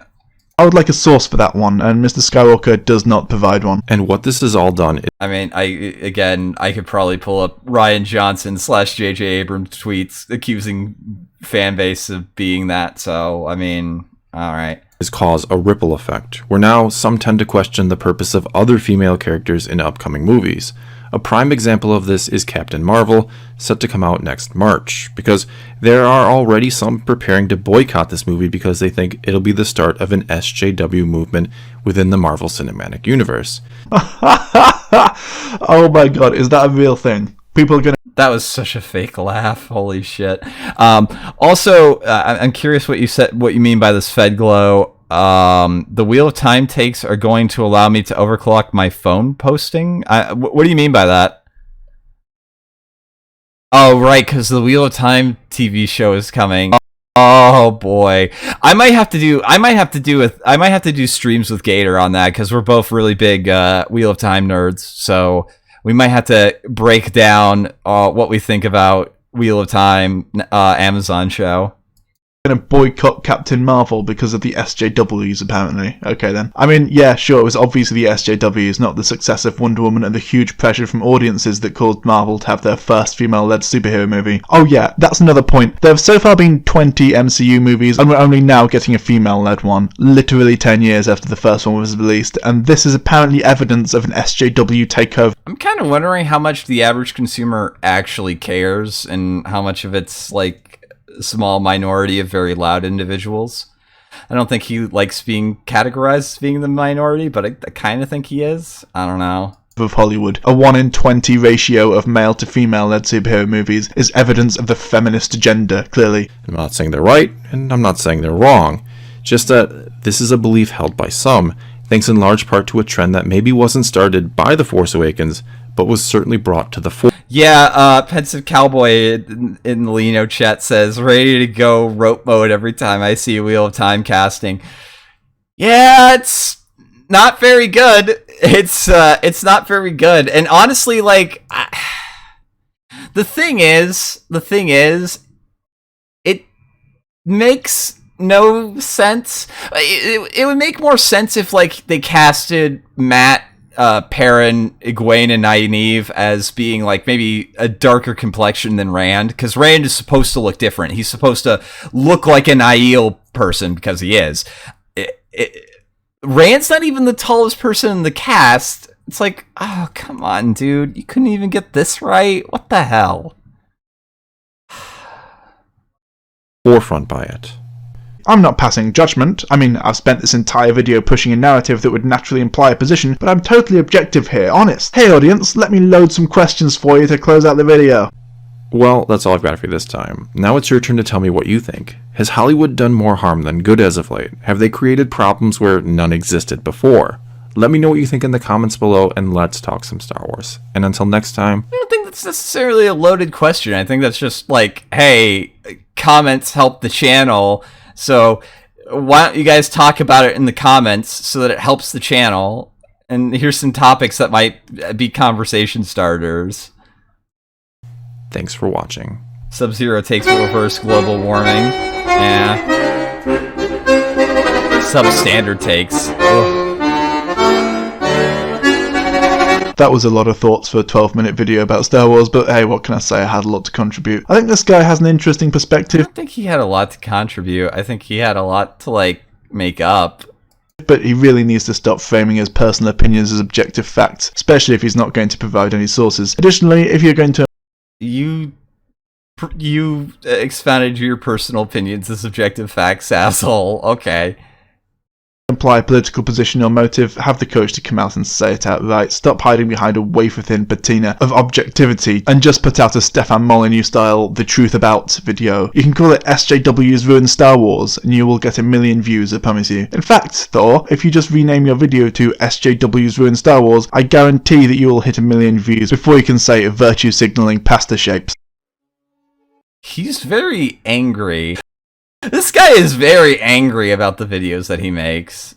Oh god, he has a Patreon too? Oh god, why? Why would you give money to this? Why would you give any money to this? Please don't tell me he makes like $50 a month doing this. That would be so depressing. Holy crap, he makes $35 a month making this shit. Oh gosh. I really need to get a Patreon. I really do. There's no excuse point. I really need to make a Patreon. I don't know what I would do it for, though. I feel really bad about that.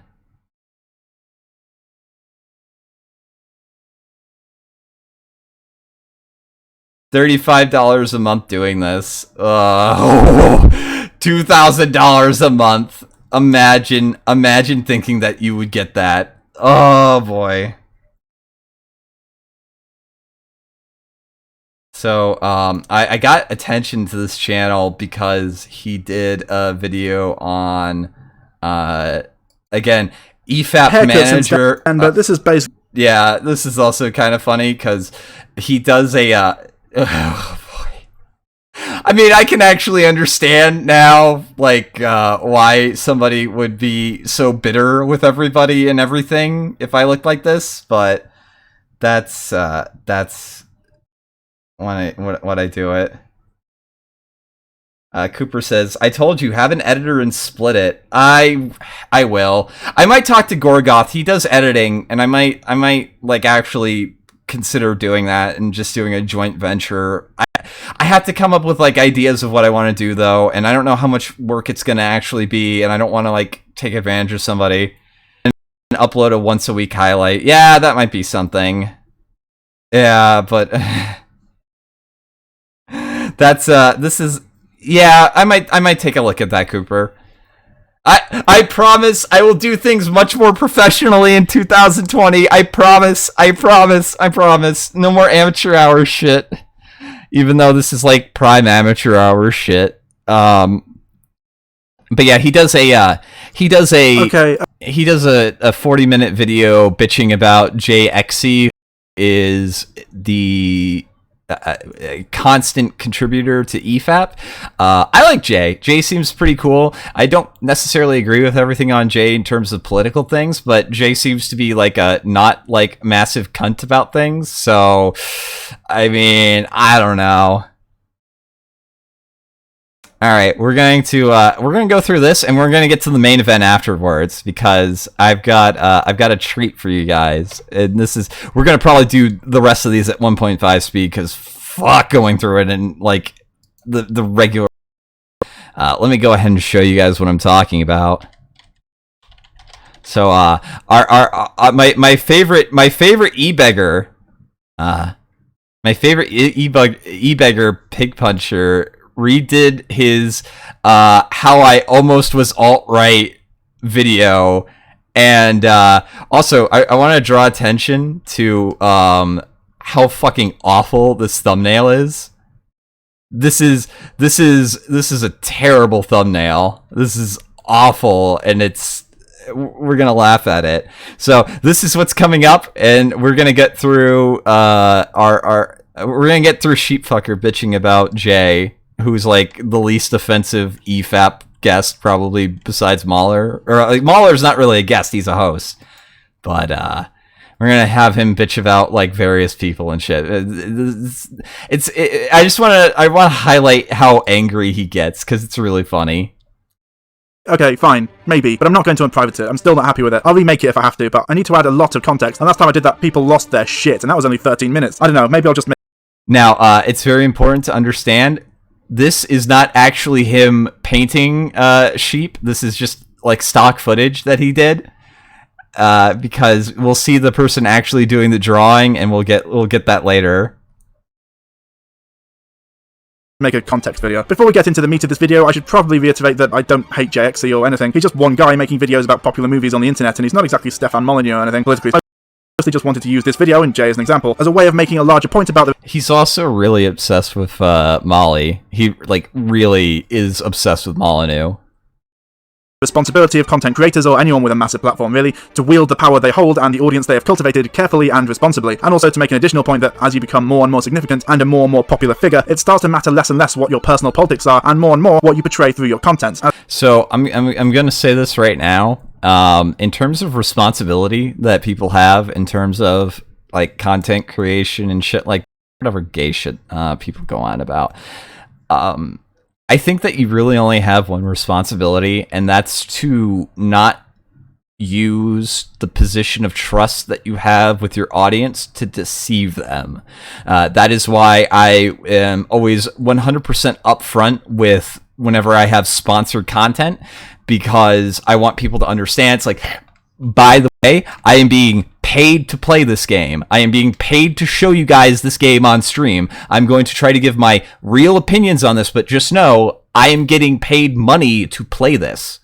And I think that's really the only responsibility that you have, is to not deceive people, to not take advantage of people's trust, and to not like go out of your way to try to scam money off of people. I think that's despicable and disgusting.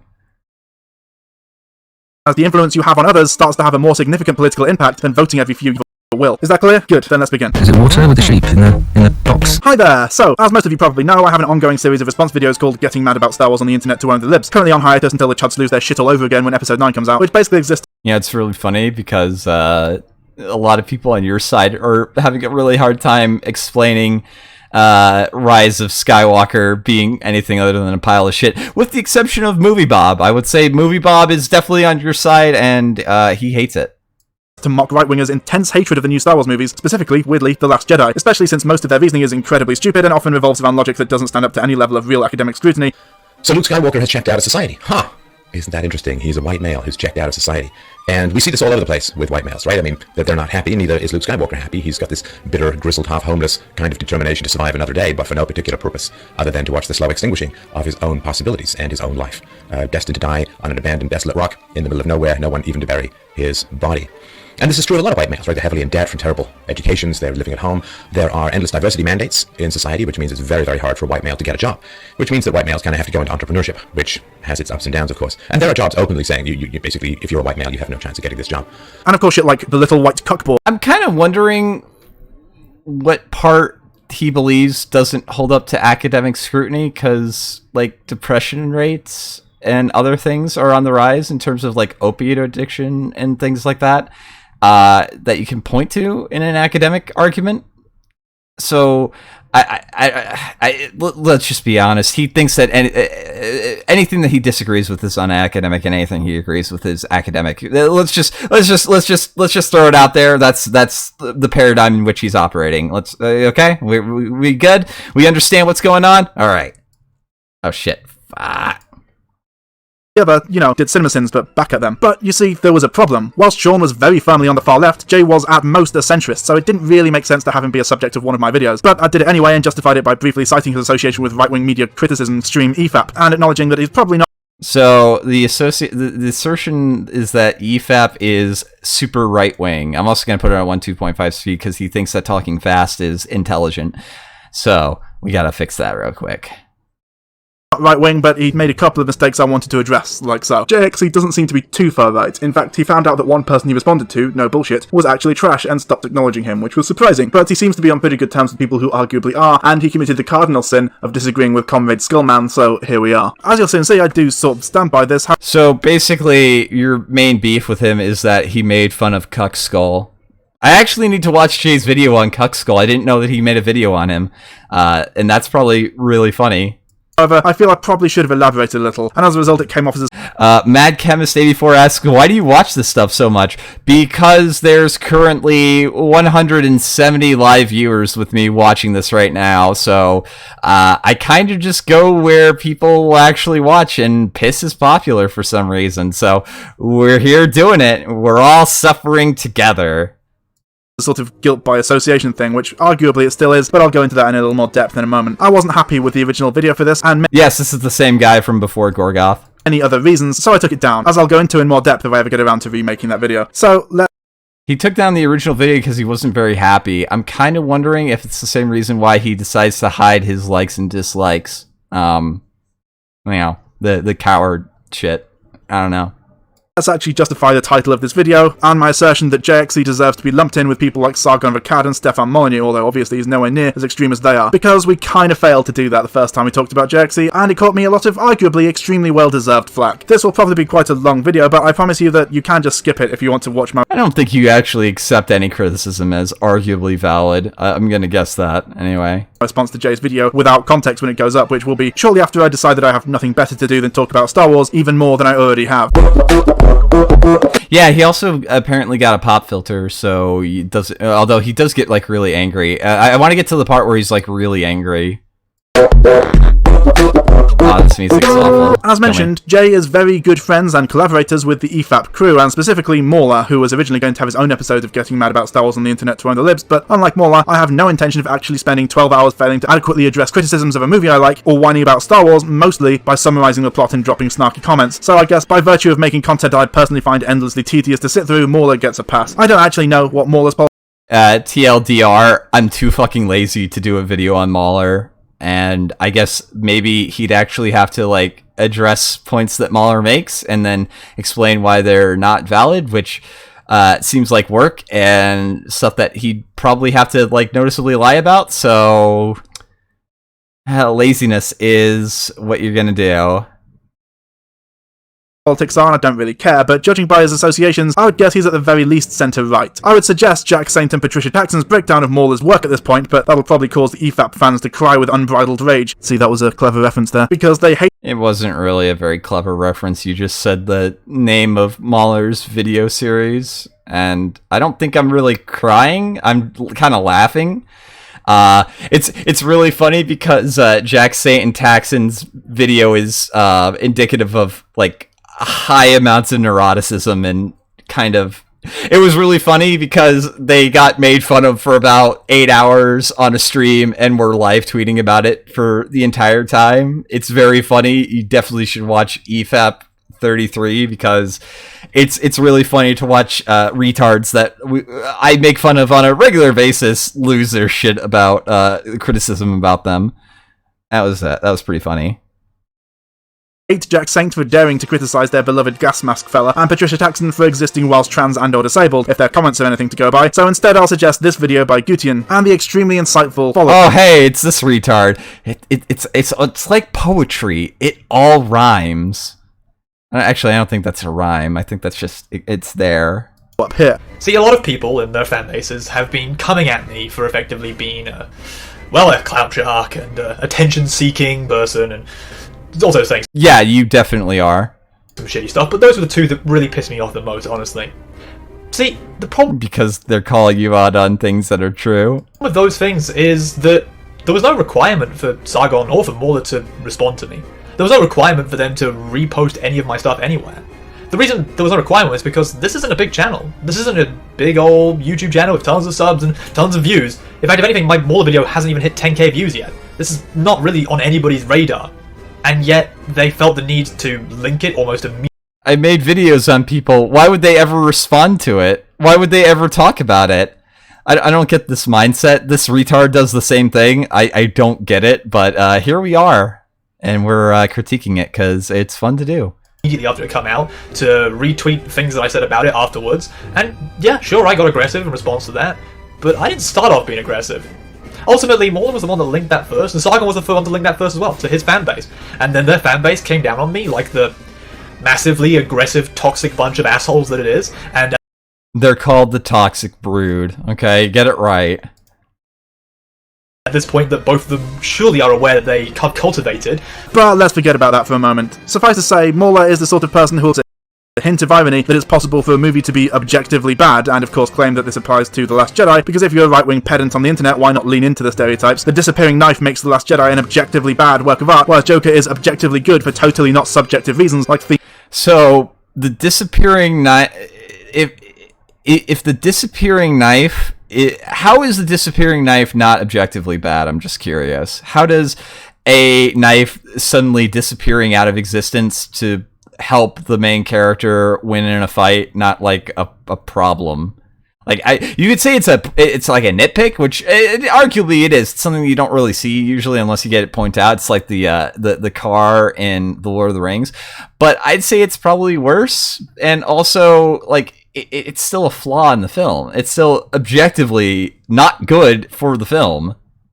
Themes, world building and acting, and then spend hours getting mad about people laughing at him over how dumb a take this was, rather than acknowledge that he made an oopsie. EFAP is, in my opinion, the apotheosis of lazy bad faith. I'm kind of wondering what he thinks, like, how he thinks that that's an oopsie, like, pointing that out.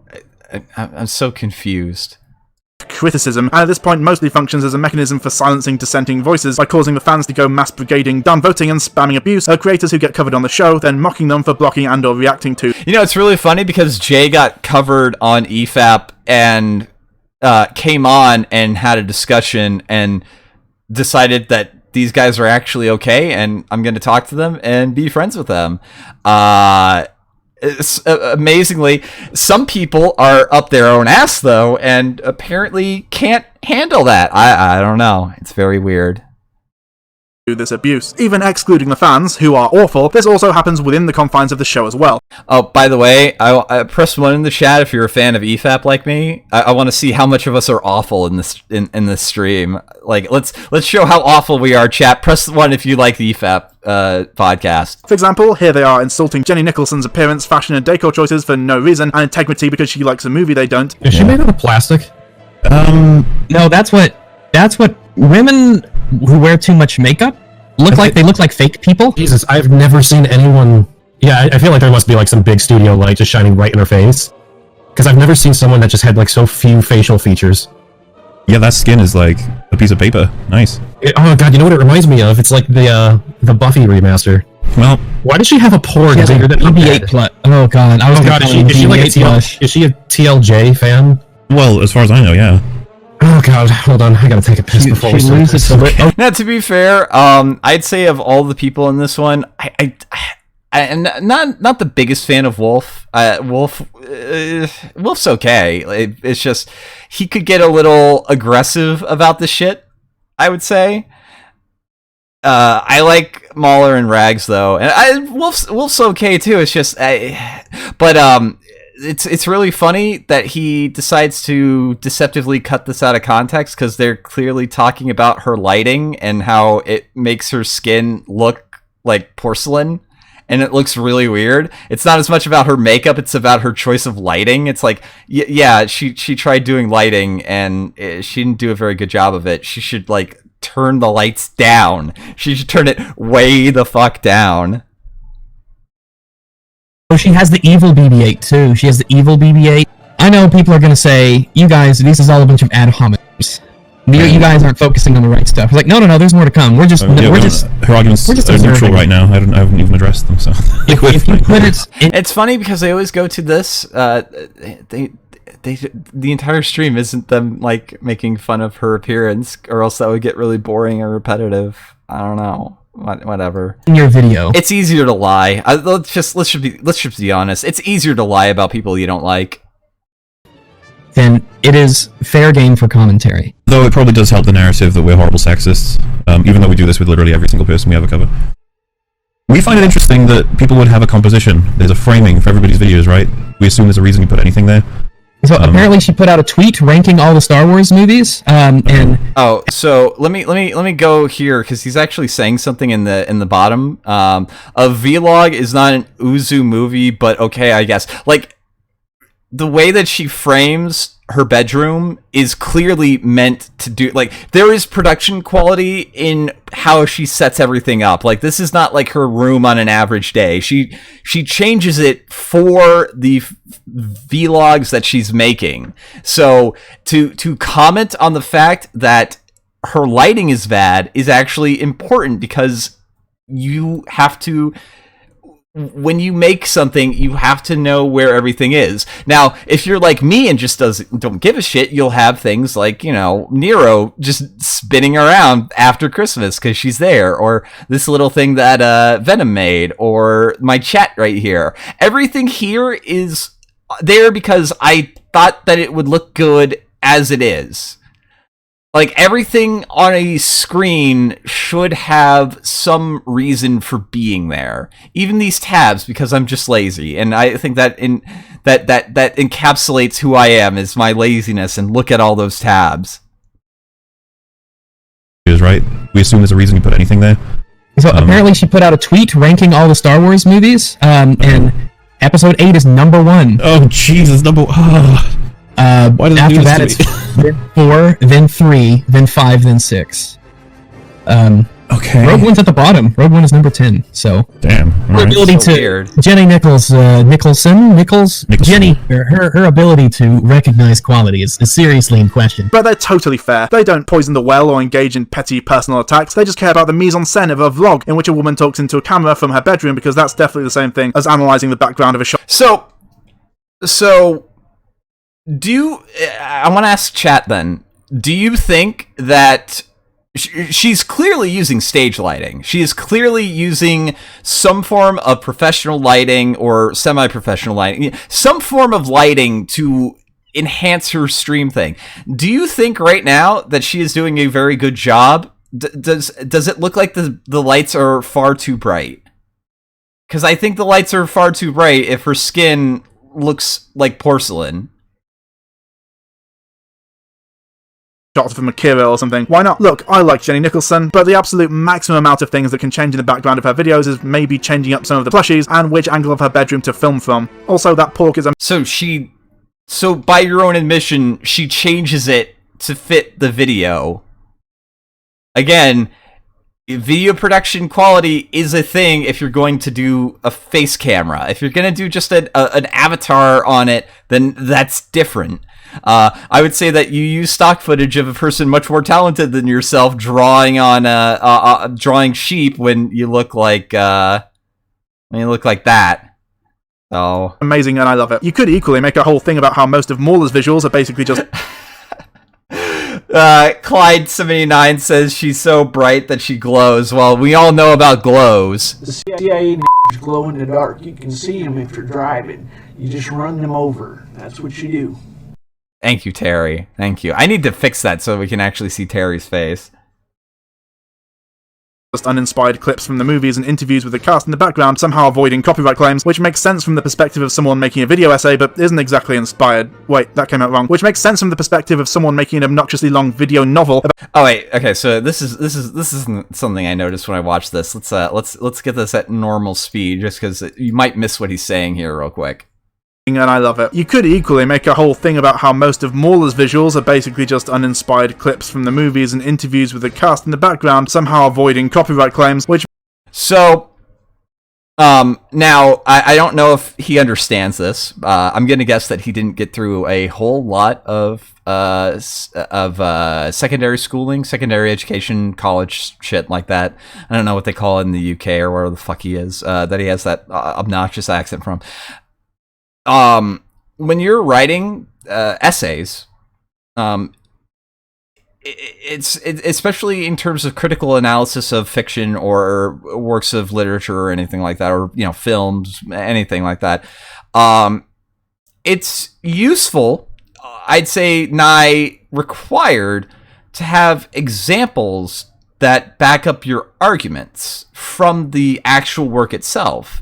So, is it really uninspired to have references to what you're referring to in the video? I don't think so. Which makes sense from the perspective of someone making a video essay, but isn't exactly inspired. Wait, that came out wrong. Which makes sense from the perspective of someone making an obnoxiously long video novel about a movie he doesn't like, but the fact is that Mauler makes very different content to Jenny, and therefore their aesthetic choices will necessarily be different to one another, and honestly, this isn't exactly unusual aesthetically for a vlog format. Again, I don't know if having your skin look like paper is an aesthetic choice. I think she just might have had the brightness up way too high. Jenny doesn't make video essays, Jenny makes vlogs about movies, and therefore her mise-en-scène is literally just going to be her bedroom. Why doesn't Mauler make his visuals more interesting to look at, if that's a huge concern for him? The answer is that it's not, and these guys just wanted an excuse to hate on Jenny, and they prefer to bully someone for their appearance and status as a marginalised person over honestly engaging with— Status as a marginalised person. That part's very telling, but, whatever.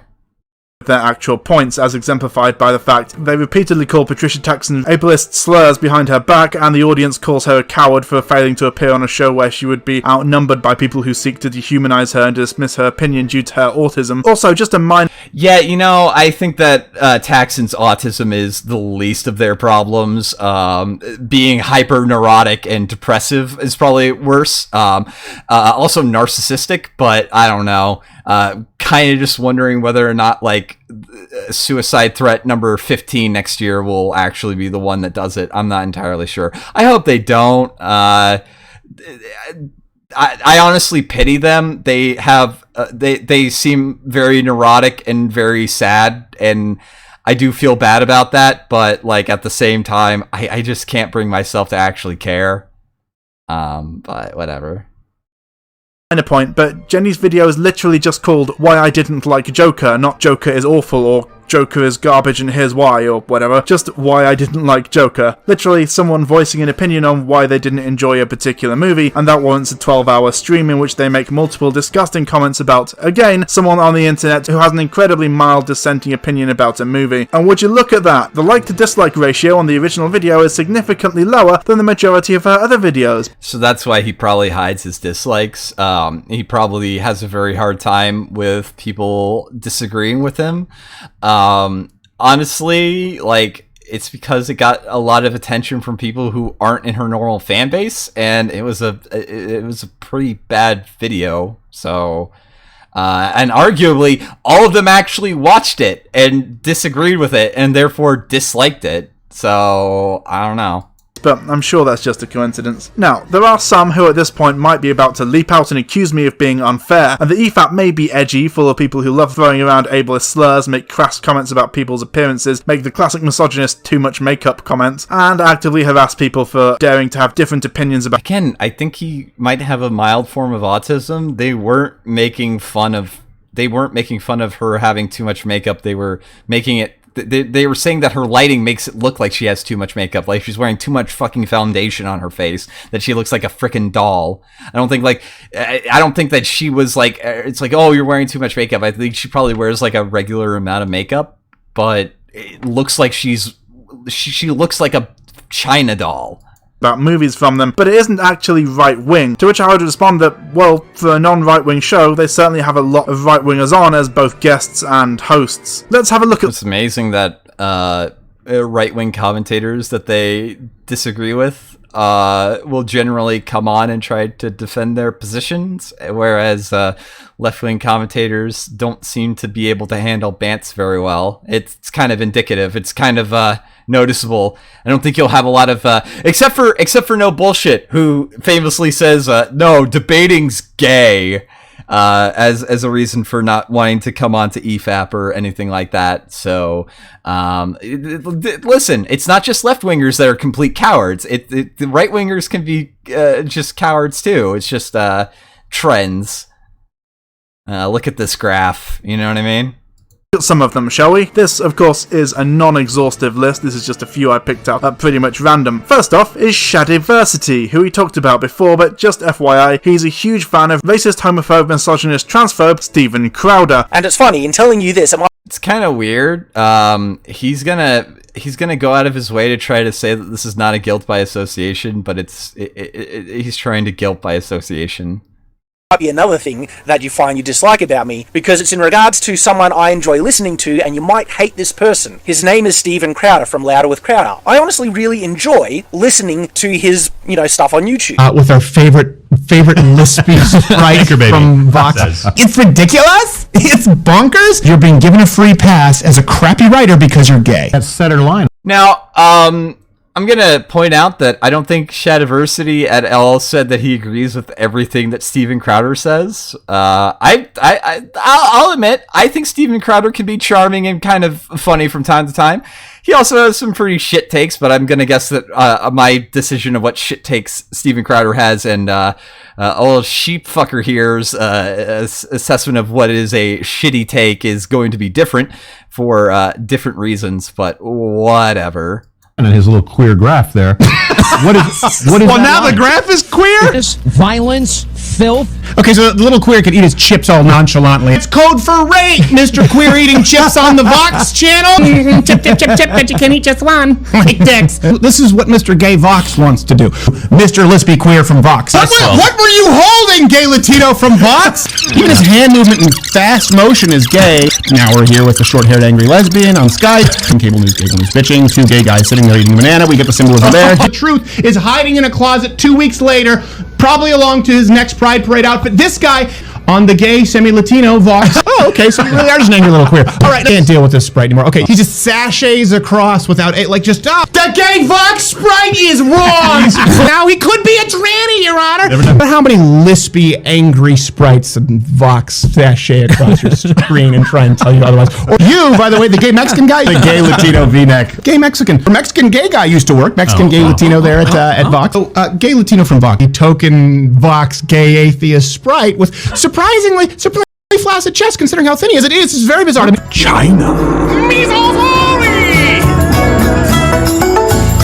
I'm actually kind of surprised that this didn't get picked up during Crowder's little bugaboo with all the things that were going on. Like, you would imagine that they would pick up on this a little bit more than like his little feud with Mazza, but whatever. I don't know. I actually don't know what the context of this is. I have no idea.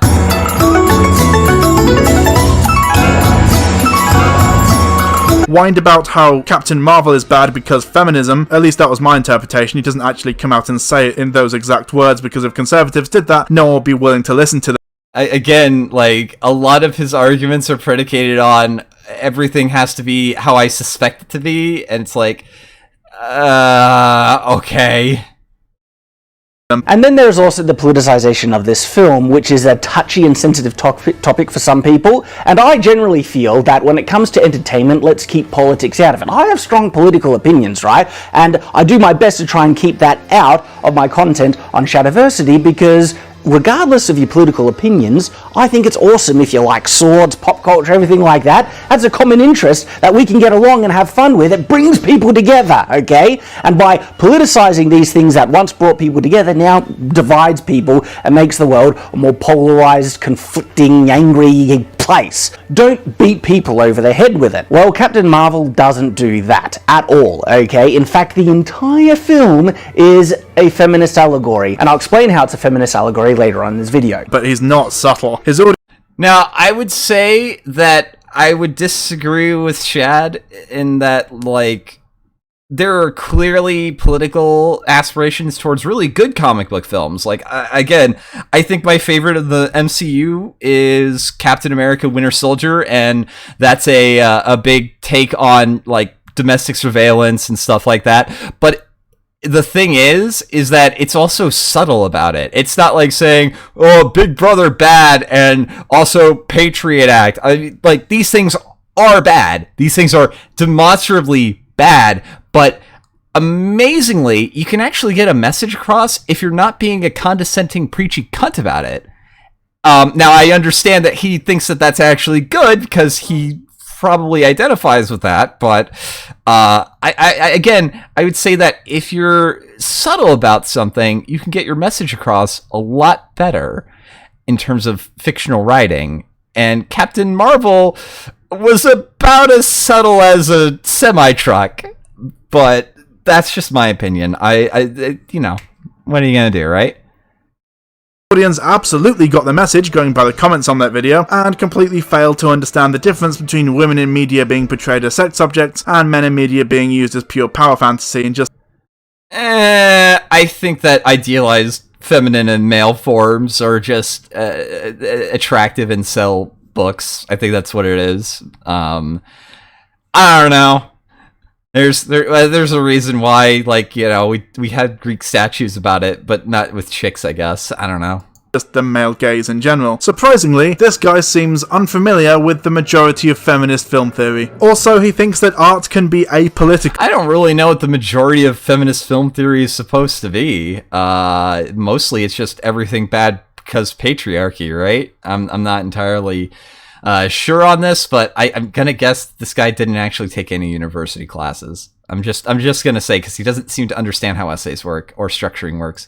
Which is funny because he got mad about politics in Captain Marvel, but not like every single other Marvel movie. From Ultron and the discussion of the role of AI, to Civil War and the role of regulation when it comes to powerful entities like the Avengers, to Iron Man and the morality of the weapons industry, Black Panther and the legacy of colonialism, or Infinity War and the debate over the...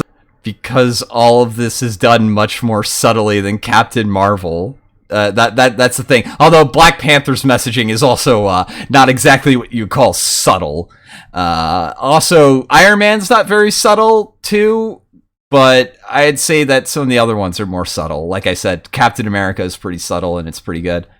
Solution to dwindling resources and growing populations. Now, all that was apolitical, but Captain Marvel had a lady in it, so stop shoving politics down our throats, Disney. Then there's Robot Head, who I did actually talk about in episodes 2 and 2.5 of my Star Wars series, and who, again, I'm not going to go too in-depth about, but just a reminder that he made a video implying that pansexual people, and by implication LGBTQ+ people in general, shouldn't be allowed to be in kids' movies due to informing children of their existence being inherently harmful to them, which, yikes!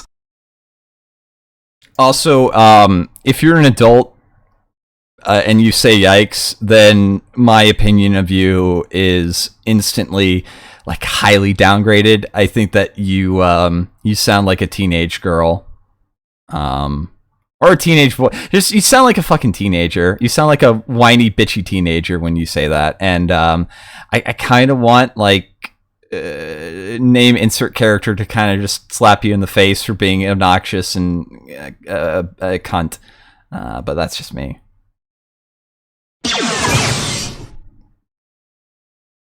Yeah, now people are pressing yikes because they're testing my patience. It's okay, fam. Walt Disney presents Pansexual Land. And here's Walt to tell us all. I'm gonna say that the skit is arguably kind of like just bad. It's like a really bad Channel Awesome skit. Not that any of the humor in this video is any good, but this one's kind of weak. So I'll give him this one anyway. This is a very like shitty, boring argument. We must start with the public need. We think the need is for starting from scratch on virgin land and building a special kind of new community, an experimental prototype community that will always be in a state of becoming.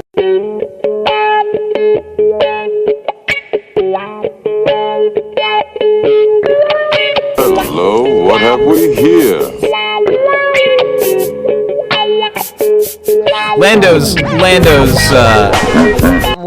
Billy D. Williams' statements on Lando have been kind of weird, but whatever.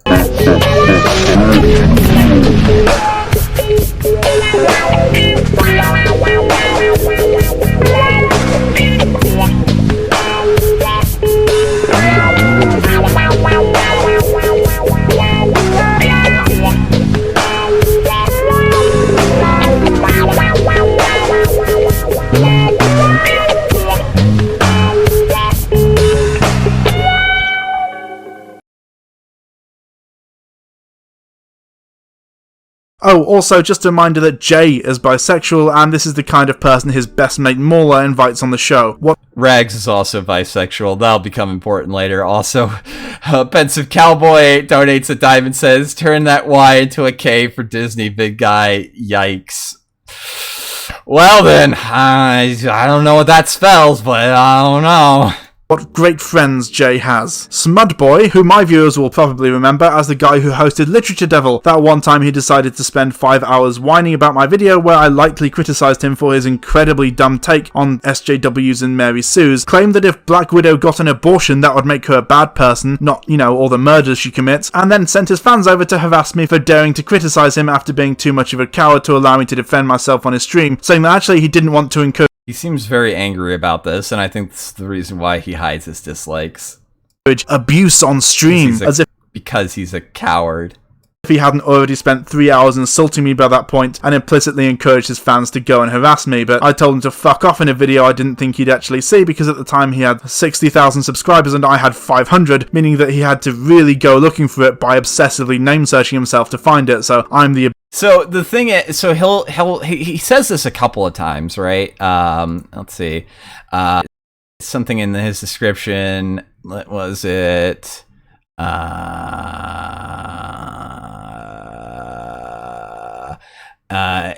Let's see.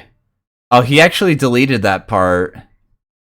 He apparently did talk to Jay about this. Well, what are you gonna do? He was bitching about it, saying that anybody who comments on this, who has like a bigger viewer base, is obsessively name searching and therefore is a narcissist. Even though it sounds like he's more of a narcissist, but I don't know.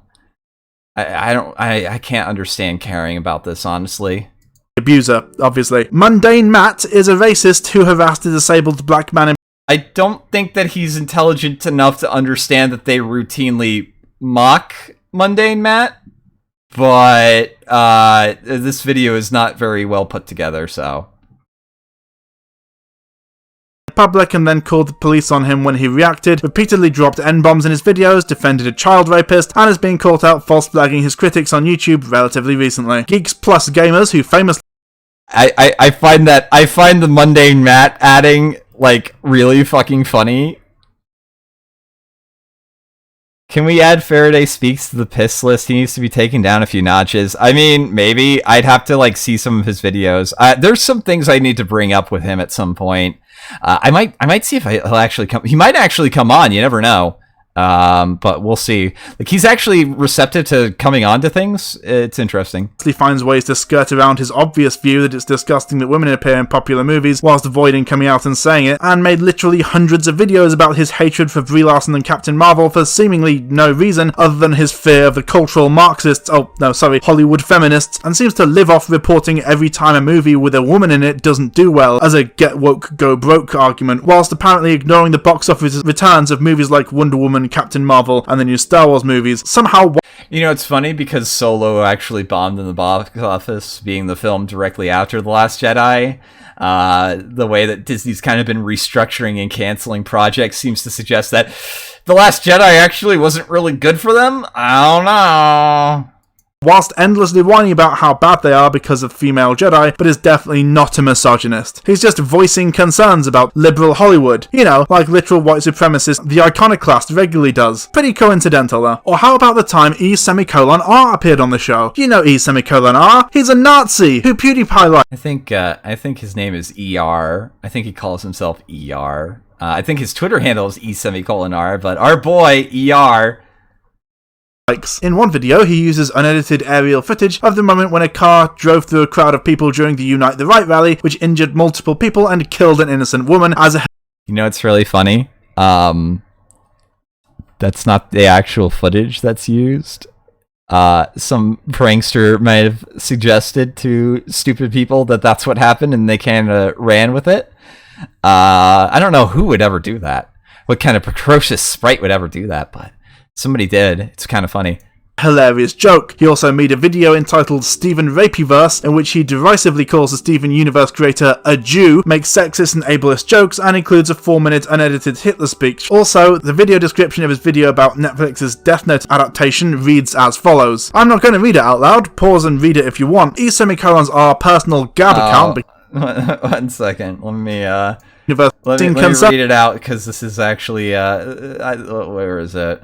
Universe creator, a Jew, makes sexist and ableist jokes, and includes a 4-minute unedited Hitler speech. Also, the video description of his video about Netflix's Death Note adaptation reads as follows. I'm not going Truth about why this took so long is because I thought it was so funny to call Black Helmet Enlit. Yeah.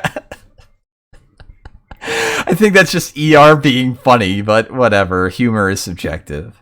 Going to read it out loud. Pause and read it if you want. E:(R) personal Gab account, because of course he's on Gab, features comments about the Jewish question, a literal Nazi conspiracy theory. And then there's Wolf, who believes that having non-white... Literal Nazi conspiracy theory. Also, Wolf is also bisexual. And non-male people in Star Wars is forced diversity, claims that Black Lives Matter is an overwhelmingly violent movement, and constantly makes anti-Semitic jokes and dog whistles, but don't worry guys, it's just memes and jokes so it doesn't count. In today's political climate, people on both sides of the spectrum like to play word games, particularly with phrases that you should or should not support, and if you do or do not support them, then that automatically puts you under some derogatory label because hey, who fucking cares about nuance? Right? Many of these terms and phrases are worded craftily so that in showing your support or rejecting it outright, it can make you look like an asshole for it. Black Lives Matter, for example, is a phrase that when divorced from the actual movement is something that pretty much everyone anywhere should be in favor of. Yeah, of course their lives matter. Everyone does. Unless you're a Jew. But the reason I and many choose not... Now, do you think that this individual is anti-Semitic or was just making a joke? I'm just curious. To support the movement is because of the outright violent and even racist tactics used by its supporters. That's why Roy Chubby Brown is allowed on TV, because he's only joking when he talks about the blacks, and Richard Spencer is treated with no idea who that is. Kid gloves by the media because when he says he wants a white state, he's actually just memeing. Also, no, it's because he's a Fed. He makes the classic mistake of citing Ripley from Alien as a positive example of non-force, apparently without realizing that she was actually intended to be a man up until the last moment when it was decided by the studio heads to make her female instead, in a cynical ploy to make the film stand out from its competitors, which is about as forced as diversity can get. I don't necessarily know if that's true, but also Ripley kind of is written in a way that it could be a man or a woman, because for the first 2/3 of the film it's kind of supposed to be ambiguous as to who the actual main protagonist is, because we don't necessarily know who's going to survive, if anybody. That's kind of the point, but you know, whatever. Can't do research well. It's a theme.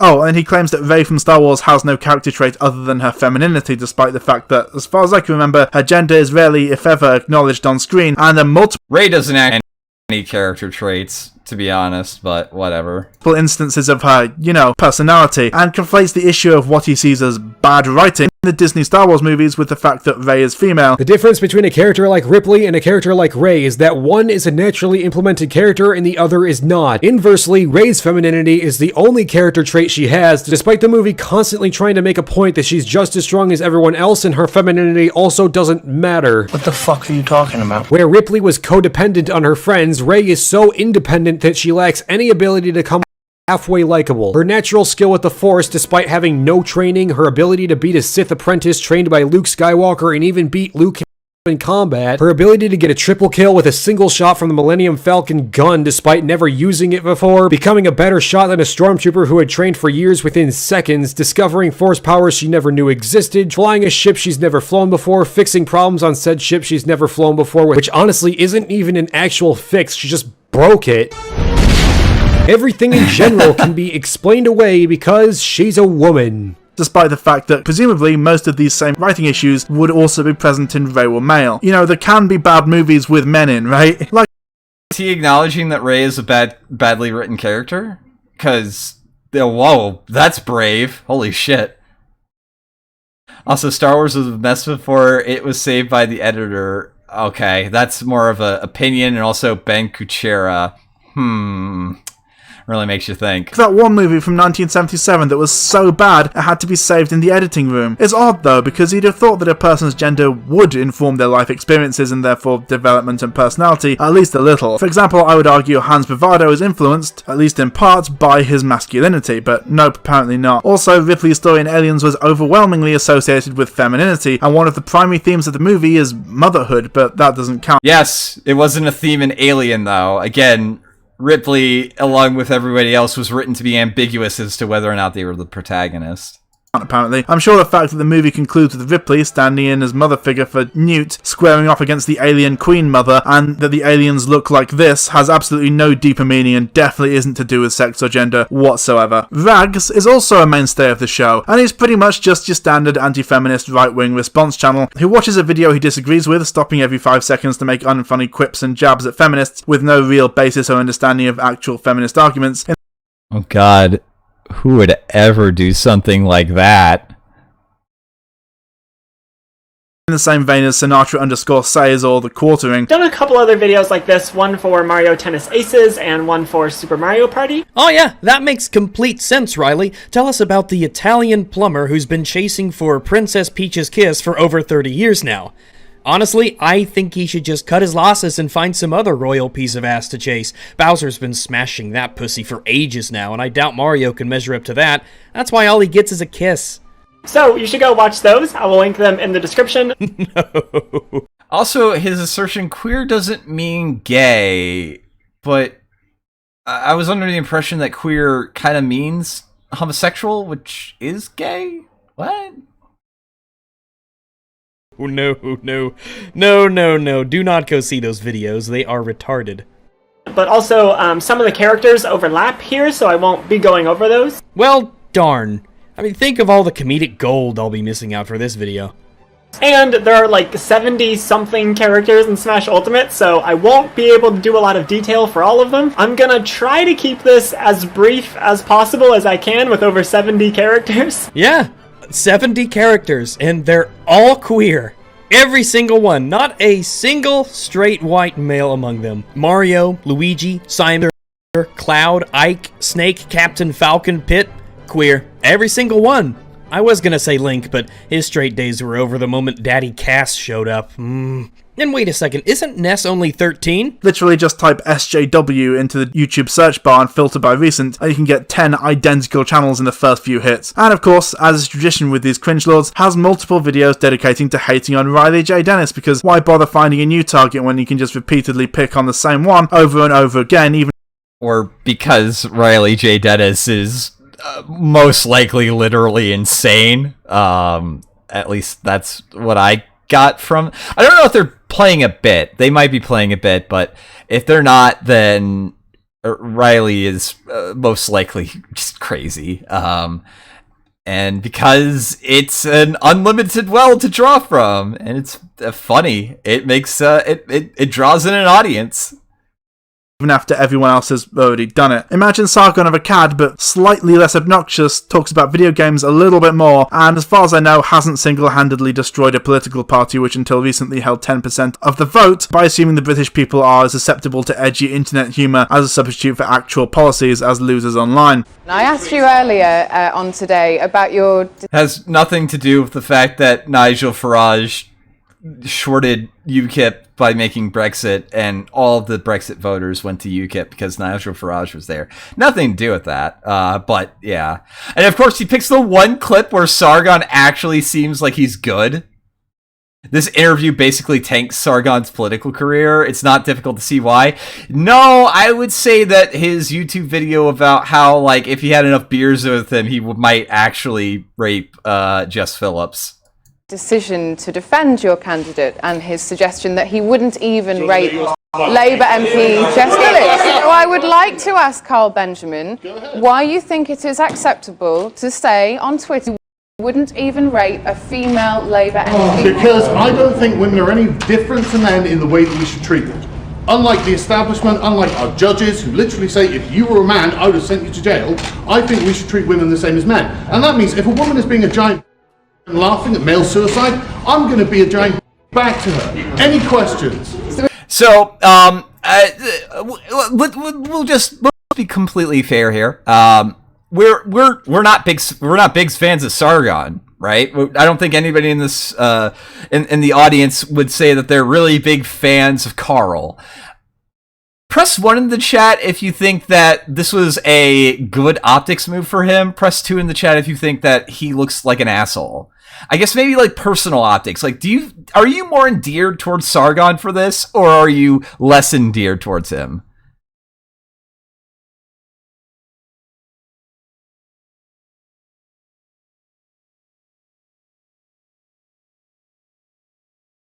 It's acceptable. Yes. It is acceptable to joke about raping a woman. 100% deal with it. So I think you get the point now. EFAP is a pretty right-wing show, platforming some pretty unpleasant people, some of whom are outright racist, anti-feminists, and one who's a full-on Jewish questioner Nazi. Or, if it isn't a right-wing show... I'm seeing a lot of 1s in the chat. There's some 2s, but I'm seeing a lot of 1s. 1.5, yeah, like, I can understand that. They certainly keep some interesting, yet ideologically consistent company. They invited these people on, by the way. They didn't have to take them, but they did. And all the videos featuring them, including Colin R, are still up on the EFAP channel, along with all the other EFAP streams. Now, if EFAP were just a bunch of losers being edgy in isolation in their own little channel... It's funny because loser implies that they're not successful at it, and I'd say that their podcast is pretty... How many viewers do they have right now? Oh, wow, 6.5k watching. Yeah, that's you're losing there, buddy. In the middle of nowhere, that would be fine, but the problem is that inevitably what happens is that the people they cover on their show get harassed, brigaded and downvote bombed by all their fans, and I can attest to this. I personally haven't been featured on EFAP yet, depending on how pathetic they are, and how thin-skinned they are, and how difficult they find taking criticism without having... Alright, chat. This is the part where I'm gonna ask the big question. Press 1 if hoes mad, press 2 if hoes are not mad. To silence me by sending their fans over to harass me. Let's see if I get covered on EFAP, that'll be funny. As you can probably tell by the fact that I haven't been harassed or doxed by a bunch of Star Wars... Nope, you get covered on piss. Covered in piss. Nerds on the internet yet, but I did have one of my old videos covered by Literature Devil and Smudboy, as I just mentioned, in their own, incredibly similar, some would say rip-off, stream format, and as a result, yep, vote ratio went from 88% to 35% basically overnight, and I had to set comments to hold all for approval because they were horrendously abusive, and in some cases were just spamming slurs at members of my audience for being trans and me for being... Yeah, I'm seeing a lot of 1s. Hoes are indeed mad. Hoes are always mad, though. Pansexual, or for the crime of disagreeing with someone about Mary Sue's on the internet. So much for the tolerant right, or centre, or wherever they're pretending they stand now. And I noticed, by the way, that a lot of these abusive commenters were some of the exact same users who come up rather often in the comment section of EFAP videos. Weird that. It's more weird that you would obsessively trawl through and keep tabs of people in YouTube comments. That's a little weird. That's a little obsessive. A little, unhinged, I would say. I don't know. It seems just kind of weird. Now, you may accuse me of attacking EFAP for all the wrong reasons here, but as they themselves said, I know people are gonna say, you guys, this is all a bunch of ad hominems. You guys aren't focusing on the right stuff. It's like, no, there's more to come. If you put it in your video, then it is fair game for commentary. Okay, sure, so EFAP is bad, but what does that have to do with JXE, you might ask? Well, as mentioned, Jay is a regular contributor to EFAP, has appeared on their show multiple times, even Get it right, buddy. He is their manager. He runs the show. very recently, by all accounts is very close with Mauler and the other contributors, and quite frankly, if he didn't want to be associated with right-wing politics, maybe he should stop appearing in far-right content, regularly and uncritically. By uncritically, incidentally, I don't mean that he never disagrees with the others, I mean that at no point does he question the validity or morality of the show as a whole, the others' approach to criticism and use of language or slurs, and the pretty horrendous rhetoric and culture in specific, appearing... Yeah, Jay's not a cunt. Yeah, that's the main problem. Jay isn't a massive cunt. On the same show that platforms Nazis, and people who think that people like him and me shouldn't be allowed to be represented in media because our existence is unsuitable to children, and apparently being all buddy-buddy with the sorts of people who think this sort of shit is okay, only getting upset when he's the target for once. And in one of his shows, he offhandedly remarked that he has a big problem with Mormons, and I'm a Mormon. But I don't really go after Buddhism, Scientology as much, even Mormonism, with which I really disagree. And so, effectively, I learned that someone that I enjoy and like has a big problem with something I believe in, but my honest reaction to that wasn't very positive. That upset me. You don't like learning that people you like have a big issue with something that you believe in. Not the various other minority groups viciously attacked. You can call it guilt by association if you like, but at a certain point, uncritically associating with a certain group of people over a period of months or years makes you at least partially complicit in their actions. How does that old saying go? You know, the one about evil and good men doing nothing? To my knowledge, Jay has yet to call out EFAP.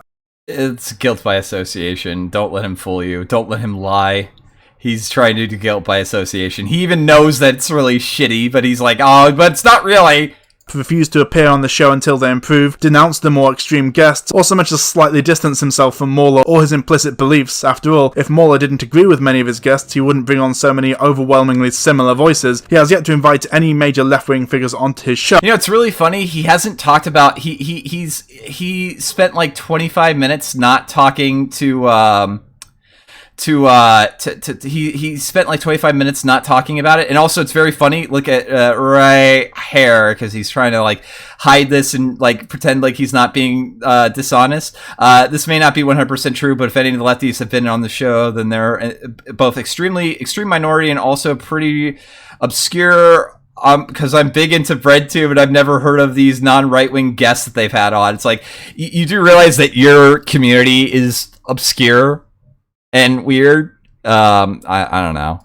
Other than in a deliberate attempt to outnumber and bully them, but I'm sure that's purely a coincidence. Here, Mauler refuses to debate Jack Saint 1-on-1 or Jack Saint or Taxon 2-on-2, insisting he has to have backup and or outnumber his opponents like a fucking coward.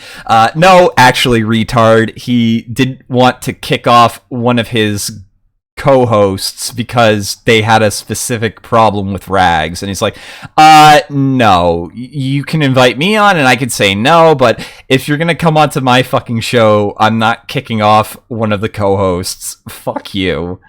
To which Jack was being a massive narcissistic cunt and Taxon being the neurotic and it's borderline schizophrenic. I don't know.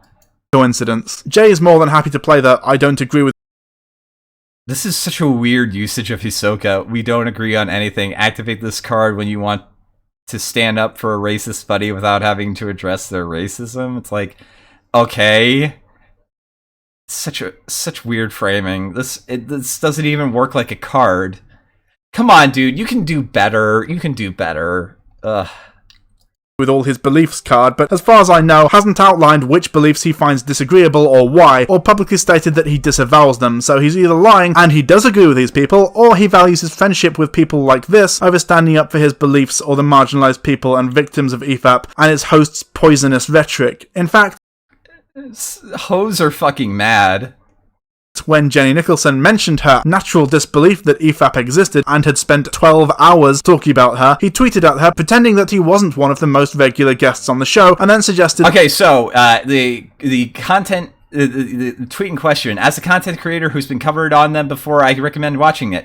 They go off topic a lot, and most of the stream isn't about your video. If so, you skip to the parts that aren't about it. You'll probably only take about 2 to 3 hours. At no point is he trying to say, "Oh, by the way, I've never been on the show before," or anything like that. He's just saying, "I'm a person who has been criticized by them, and I took a objective look at their criticism, and I realized that they made some good points, and I took it healthily instead of bitching about it." That she was obligated to watch it because she's a critic or something. I don't know, it just seems weird to me. Like, I've had friends who, after a decade of friendship, started sharing white nationalist rhetoric, and I was more... I'm not reading through all this shit, because, I mean, IQ hasn't been considered an accurate measurement of intelligence for literally decades, but okay then. Okay. I don't think that that's true, but cool story, bro. More than willing to publicly disagree with them and aggressively call them out on their shit when they started making the bell curve argument, but when it became clear that they had... You probably don't have a lot of friends, let's just be completely honest. You don't seem like a very enjoyable or likable person. ...actually become a white supremacist and refused to see reason or be talked out of said beliefs, I stopped being friends with them, because I don't want people like that in my life, and I don't want to give... Oh shit, fuck. I'm gonna guess that he got the friendship broken up. Oh god. Let's go back.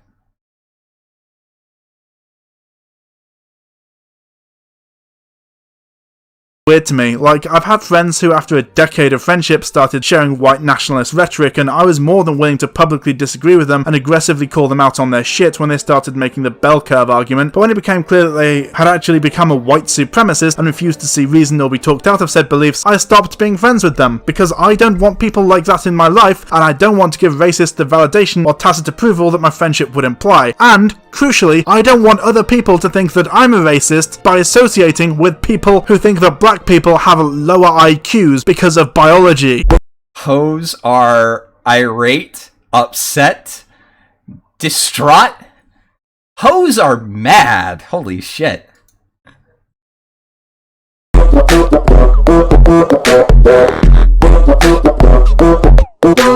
JXC claims to be left-wing, and gets rather upset if you call him a right-winger.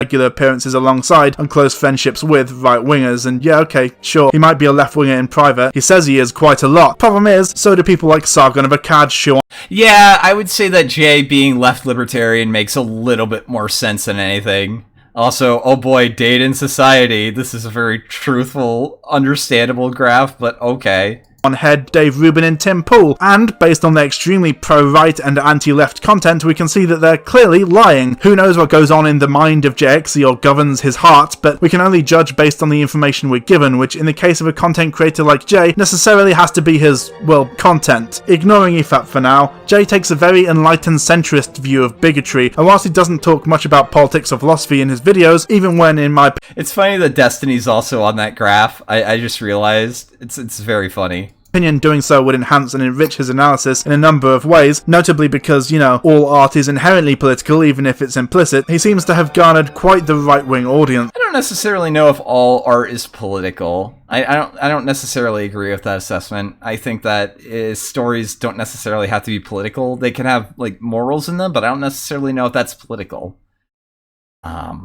Take this stream he did with Patricia Taxon, for example. It's now unlisted, which I originally thought was because he realised what a fuck-up he made, but turns out he just uploaded it to his second channel as he does with almost all of his streams, so never mind. For those of you who don't know, Patricia Taxon is a leftist trans YouTuber and musician who is excellent, and I would recommend you check her stuff out. I won't really be talking much about the content of the stream itself here because it's not really relevant, but merely using it to make this point. Jay's audience... I would argue that the content of the stream is actually relevant to how he interacts with such a neurotic individual, but I don't know.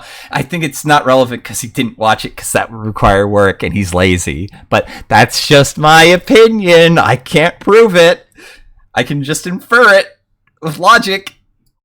whether he likes it or not, is incredibly right-wing. Possibly, though of course I have no evidence of this, due to his association with EFAP. During the stream, Jay's audience were repeatedly misgendering Patricia, dead-naming her, attacking her for being trans, calling her a man, and just generally being cunts the entire time. Also, I wonder how long into this was before Taxon started going by Patricia instead of Eric. Again, I don't really care about Taxon's gender identity. Taxon's just such an erotic and narcissistic individual that it's more funny to make fun of them for that. Also, there were literally some Nazis in chat saying shit like this, and it's not as if he didn't know, because throughout the stream people were messaging him, tagging him in chat and so on, trying to get him to recognise this shit show going on, urging him to either moderate or appoint a moderator to ban the Nazis, and he even referenced conversations happening in the chat a couple of times during the stream, so he can't make the "I didn't see it going on" argument. A few people, myself, or he just doesn't care to moderate his chat because it's just a lot easier to just let people duke it out for themselves. I don't necessarily agree with everything in my chat, but I'm not gonna ban them for saying it unless they say something on DLive that gets me in trouble. That's like the only time, and it's only because I have to. I'm sorry, but that... whatever. Included, tried to contact him on Twitter as well, which he must have seen because he was back on Twitter shortly after the stream was over, but he ignored them all, not even bothering to... He must have seen it because he was on Twitter. Like, there are multiple ways to not read things on Twitter. Like, holy shit. Reply Guy, you know, sometimes people just don't read it, or maybe they just don't give a shit about what you have to say. It's either or. I don't know. To apologise afterwards. It's incredibly ironic that he had the audacity to post shit like this about YouTube's treatment of its creators, and YouTube creators want to feel safe on your platform. If they don't, they'll jump to an alternative as soon as one pops up that looks visible. With your new TOS, creators feel even less safe on your platform. Yeah, because they're afraid that things are going to get nuked off for no reason. In terms of their financial stability, a much more tangible example of safety on the internet. Instead of like, people disagree with you on the internet and I have a problem with that. It's like, okay, grow up. I don't know. And yet also go on and cultivate, whether deliberately or by accident, a hostile environment for marginalised people. Yeah, let's have a disabled trans woman who has a ton of trans and otherwise marginalised fans who are probably also watching on stream whilst my audience misgender and deadname her, fling slurs around and invalidate and dehumanise people like her. That'll create an environment in which people feel safe and doesn't at all make me a fucking hypocrite. Also, despite necessarily having to be... I think they have I think Jay has a much different definition of safe. And again... You seem very irate and mad, ho. Aware of his audience politics, he posts shit like this. He refuses to distance himself from the toxic elements of his audience, in a way validates and embraces them, and actually creates a safe space for them, despite the fact that this necessarily means that more vulnerable and less reactionary people are made to feel unsafe as a direct result, and, crucially, keeps his pro-trans rhetoric confined to Twitter. As mentioned, he has yet to make a video touching on his own personal politics and beliefs, and he has a much smaller Twitter following than YouTube one, so... It's because his YouTube channel is on film analysis, his Twitter is about personal things. I'm actually starting to learn that maybe it's good to have separate channels for separate things, because people might want to go to something for something and go somewhere for something else. I'm starting to learn that. I'm slowly but surely learning how to YouTube properly, and I guess other channels too, but whatever. So, quite frankly, until he releases a video actively saying, if you're a transphobe, fuck you, I'm not buying his learning and growing bullshit. Twitter isn't his main platform, YouTube is. How do his videos challenge transphobia? Answer, they don't. But he likes to think that by tweeting that he's a trans ally whilst failing to criticise transphobes, that somehow mitigates his genuinely awful fanbase and, you know, makes it true. Again, he may well support trans rights in private, but as a public figure, what matters is the way he deals with it on his public platform, which so far has been... public... again, it's narcissism. I can't think of any other reason but it being narcissism. You must conform to what we want. That is the most important thing for these people. It's... Yeah, I've got a new channel. Abysmal. Oh, and he joined in with the entire right-wing sphere by having a pop at Anita Sarkeesian, the right-wing's favourite punching bag, for pointing out that The Mandalorian, like most media, has a distinct lack of female representation. Wrong. Anita's tweet is right here in the fucking thing. You debunk your claim in the freaking video. Anita says, I'm extremely tired of the... Am I extremely tired, or is there not a single female-speaking character in the first episode of The Mandalorian? I got to have missed something, right? The armorer is a lady, so you're already wrong, and that's why people were making fun of her. That's why it was fun to make fun of her, because she had a really fucking stupid take. Presentation, comparing it to people whining about Rey being a woman, which ironically includes a lot of his EFAP compatriots, thus missing the point rather spectacularly. Don't get me wrong, there are women in it, but the cast is overwhelmingly male, just like most media, and surely that at least warrants an acknowledgement and a discussion. Except that's not what she said, so again, no, you get made fun of because you had a very stupid point. So to summarise, Jay may or may not be on the left or in the centre or whatever, but he uncritically associates himself with right-wing figures, actively capitulates to a right-wing audience, and refuses to adequately deal with or disavow the more toxic right-wing elements of his fanbase in a satisfactory manner, even when repeatedly informed that several of them are Nazis, and when hosting a marginalised guest who is actively being harassed, dehumanised and abused by said fanbase. He may well be left-wing in his head. He might vote Labour, participate in workers' rights action, join picket lines and It'd be really funny if, like, he was actually drawing this, like, if he actually had a marketable skill, but this is not him drawing, because we get to see what he looks like later. Volunteers union rep, but quite frankly that means nothing if he doesn't stand up for his positions and distance himself from the horrendous people who think he's one of them. Because if his public persona is someone who doesn't give a shit about his community being overrun by Nazis and transphobes and regularly appears on the same show as people just asking questions about the Jews, well, actions speak louder than words, and whilst Jay's words may claim that he's a left-wing trans ally, his actions demonstrate that he's either lying, too cowardly to speak his mind too loudly in case Mauler turns on him, or starts shit with his powerful, influential friends. But hey, he doesn't like no bullshit, so he must be left-wing, right? Powerful and influential friends. Holy shit, dude, it's YouTube. Good lord.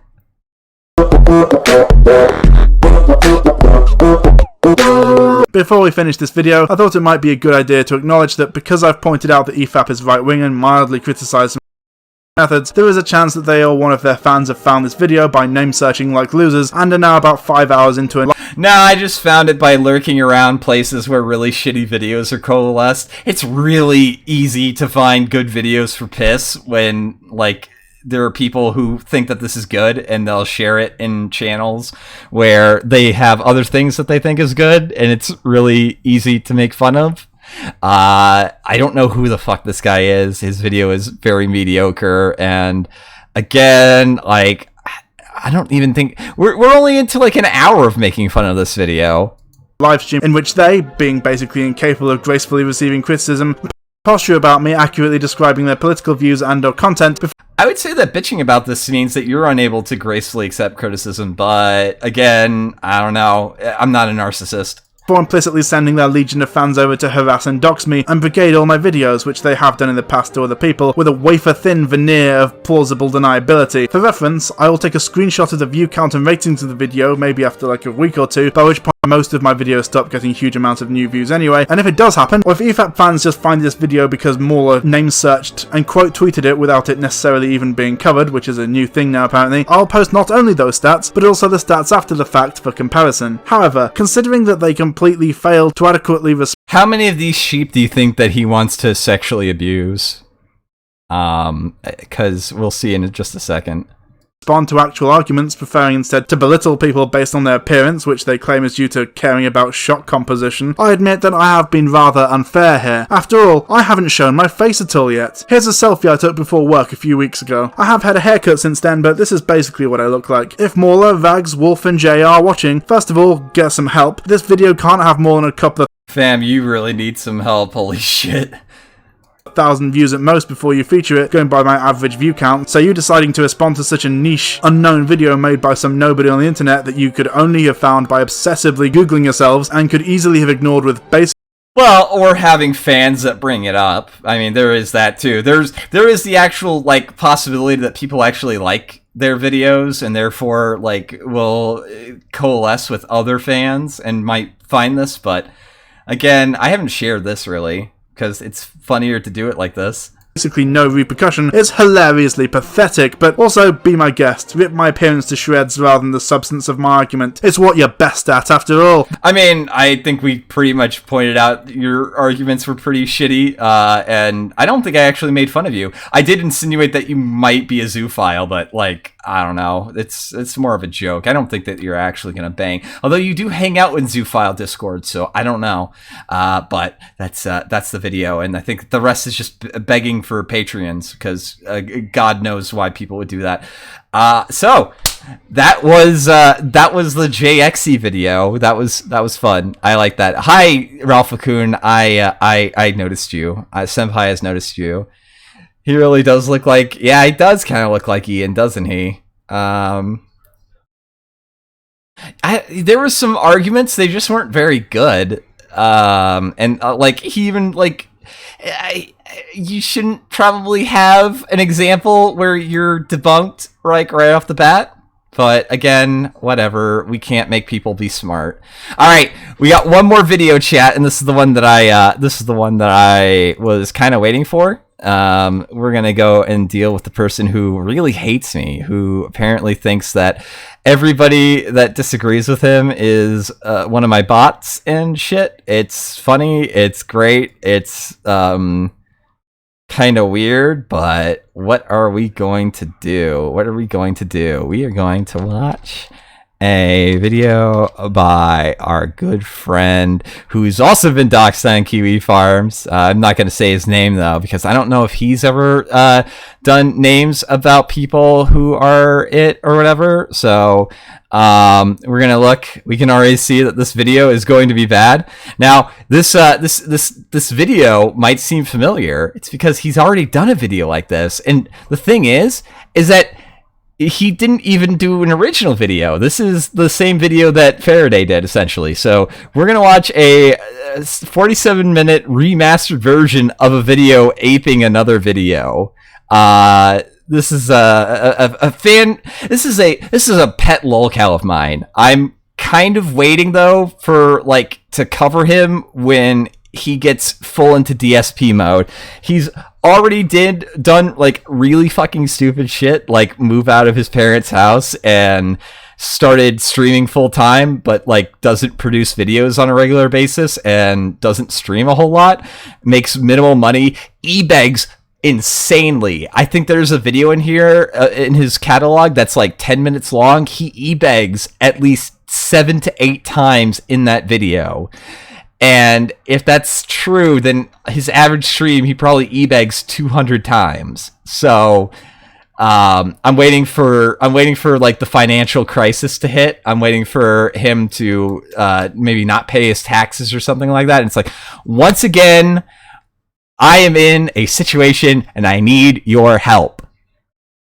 So it's 47 minutes long. We're going to get through an awful video. Strap in, folks. Here we go. CC, the citation checking project is most likely in the channel. I hope that he's enjoying this. He's, yeah. Oh, come on, YouTube. What are you doing? Alright, hello everyone, it's Pig Puncher. As those of you who've been around on my channel for a while, you may notice that this is a new microphone and my sound quality is way better. This is the Blue Spark SL Blackout Edition. This isn't sponsored or anything, this is just my first time using this new mic and I love it. I also just hit 15,000 subscribers on my YouTube channel. All the jump cuts, holy shit. Also, I need to zoom out the thing because like the video's frozen. Ugh. Oh, that's a face. And as promised, in the coming weeks, I will be doing a stream where I read The Conquest of Bread live in its entirety, but I do have some preparation I have to do. I'm gonna guess that he doesn't make it all the way through. I'm gonna guess that he doesn't. That's just me. I don't think he's gonna be able to do that. So that'll be somewhere down the line. In the meantime, the day I'm recording this video is pretty close to the 8-month anniversary of me being a bread tuber. If you were around for it, my debut on this side of YouTube... The jump cuts are also really distracting, but real quick, I also want to scroll down real quick, and I also wanted to let you guys know, by the way, because I just remembered, and I probably should shill this a little bit more. On New Year's Day, I will be doing a 12-hour stream, or New Year's Eve, I'll be doing a 12-hour stream, probably at like 3 p.m. Eastern to 3 a.m. Eastern. I plan to just kind of hang in, ring in the new year with you guys. Girlfriend's doing stuff with family, so I'm going to be here with you guys. So if you guys are lonely fucks like me on New Year's Eve, you should come down and we'll have some fun. All right. Sorry about that, chat. I just need to shill that a little bit more.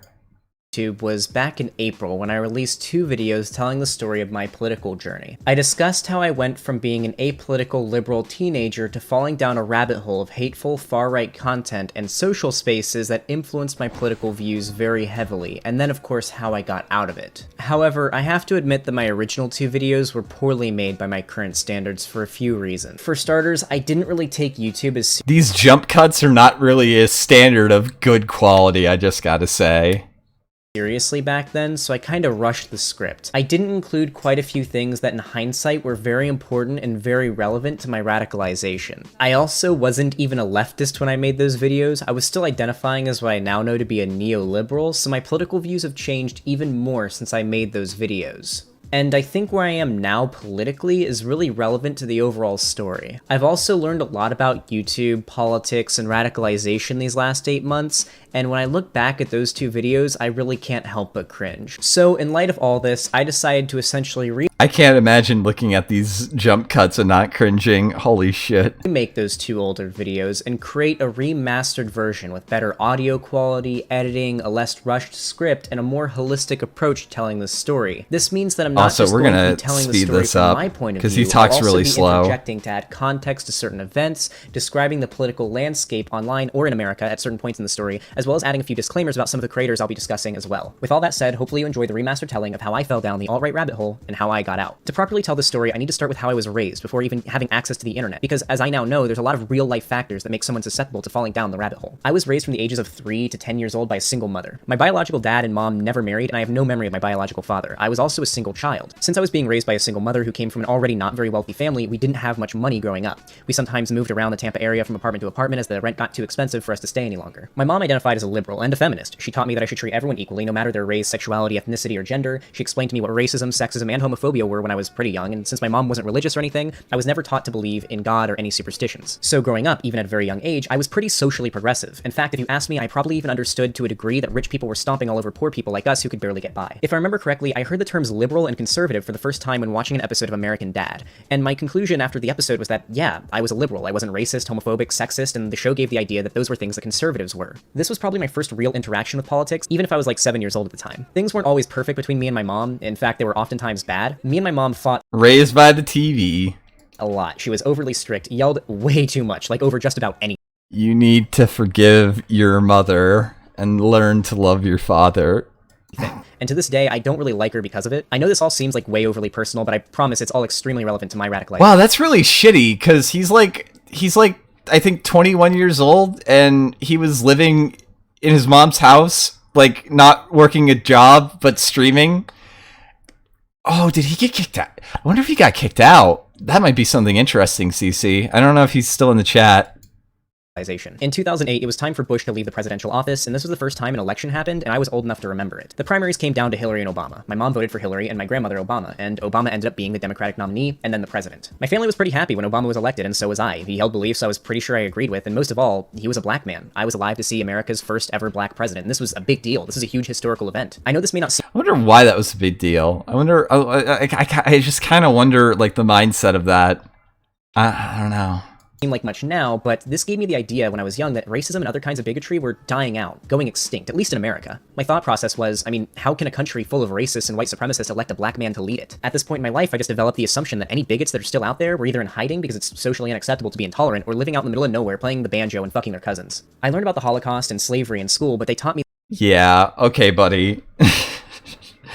You got that good contempt for the rural right rural light shit right there. That's pretty fucking elitist. That's not very class conscious, buddy. That the Civil War was about states' rights, and that the Nazis had all basically died out after World War II. In my young, naive mind, all these things happened a long time ago, and they didn't really have an impact on the world anymore. When I was younger, we didn't have a lot of money, like I said before, but there was one thing I loved to do more than anything, and that was playing video games. I had a variety of consoles my mom or my grandma got for pretty cheap at yard sales or flea markets, and I would play games on a computer when I could, but I never had consistent access to computers or the internet until I was 10 years old when my mom met my stepdad. He's a cool dude, and he holds the same political beliefs as my mom. Nowadays, they're both neoliberal Buttigieg supporters with maybe Bernie as their second choice. But not long after they started dating, more money was coming in, and after we moved to an actual house, we got internet, and I got an old desktop PC. Finally, I was able to browse the internet at my leisure. Not at a school computer lab or a public library. It didn't take long for me to get way more into YouTube. Before getting my own computer, YouTube was just a website full of cat videos and pivot stick figure animations we would watch on the school computers when the teachers weren't so looking. boring. With unfiltered access to it, I discovered the gaming community on YouTube. The idea of just recording yourself playing a game and uploading it to YouTube for thousands to see, making money from it, it blew my mind. Eventually, I would discover a new game called Minecraft, the first online game I would... His gaming streams get at most 40 viewers, so I don't think thousands are really what he's getting, but that's just me. Ever play. Again, I don't like the assertion that people are less for having less viewers, but this guy did try to insinuate that my audience is smaller, even though I get more viewers. So like, I gotta bring that up. I gotta have that big dick energy whenever this gets brought up, because like, you know, fuck you, dude. When I was asked to make a username, I chose PigPuncher368, since the first thing I did on the free version was punch a pig, and 368 were the middle 3 digits of my grandmother's phone number, and now you know the origin of my username. At this point, I was only 10 years old, and there wasn't really any politics on YouTube, at least not in the communities I hung out in. You see, back then, everyone was trying to grow their channels and potentially create a career for themselves, and this meant that being controversial was counterproductive. Yeah, of course he's reading from his screen. At least he's actually reading from a screen that's actually directly towards the camera, unlike Goudian or whatever the fuck, who like has it on the side and it's like really distracting. The unofficial rules of being a YouTuber at the time was never talk about politics. Since no one I ever watched expressed their political opinions, and I always had this stereotype in my head that all conservatives were old white dudes out in the country who were never on the internet, I just kind of assumed that all these young YouTubers I was watching were liberals, or at least not racist or homophobic or sexist. Things continued like this for a while until 2012 when I was on the internet for the first time during a... Flinko can't be having a sibling rivalry because I'm like doing better, arguably, I would say. Very minimal effort. Like, I'm amateur hour shit over here. I'm doing a little bit better, I think. Presidential election. The election was between Obama and Romney. Now, most YouTubers kept to the rule of not talking about politics at this time, but some channels I watched did cover the topic of the election. For example, Epic Rap Battles of History made a video where Obama and Romney have a rap battle, and Abraham Lincoln drops in on a giant bald eagle to endorse Obama. Obama was elected for his second term, and political talk in these parts of the internet I hung out in kind of ceased. However, as I got more into online gaming and it became more popular, something big happened. What we would now call the boomers escalated their assault on video games. If you're old enough to remember, the largest figure leading this video games are bad for kids and cause violence crusade was a Florida lawyer by the name of Jack Thompson. Most of the younger people watching probably won't remember him because he's since been disbarred and is totally irrelevant nowadays, but it's very noticeable that he's going to bring up Jack Thompson of all people. I'm gonna just remember he brought up Jack Thompson and made fun of him. This is going to be important later. Back then, he was the gaming community's biggest enemy. All sorts of YouTubers and even just normal gamers united to tear this guy a new one. They would cite studies that refuted Thompson's claims and would make fun of the mainstream news media for platforming him and their out-of-touch conservative beliefs. All of this cemented my belief that the gaming community is full of a bunch of young people who are smart and progressive and understand that the mainstream media and conservatives are out of touch. We would point out that conservative media would often use violent video games as a scapegoat for school shootings when clearly access to firearms and bad... It's funny that he's saying conservative media, one of the biggest proponents of Thompson's shit was Hillary Clinton. Mental health was the real issue. Sadly, even my neoliberal parents fell for this trap and would rant at me about how CSGO is going to turn me into a terrorist. You're probably wondering what any of this has to do with the alt-right rabbit hole, right? My parents didn't really give a shit, which is great. Well, I promise, it's all relevant to my story, and of many others my age who had the same experience. When Gamergate came around, everything changed. In hindsight, the internet, and especially the gaming community, seemed to take a pretty big turn, and so did I. The internet always had its darker places, and I was always a fan of dark and edgy humor, and still am. But around this time, the most popular memes went from this... I'm kind of curious as to how he believes that politically correct assertions can be edgy. That's kind of antithetical to edge, I would say, but... Again, that's just me. Chocolate rain.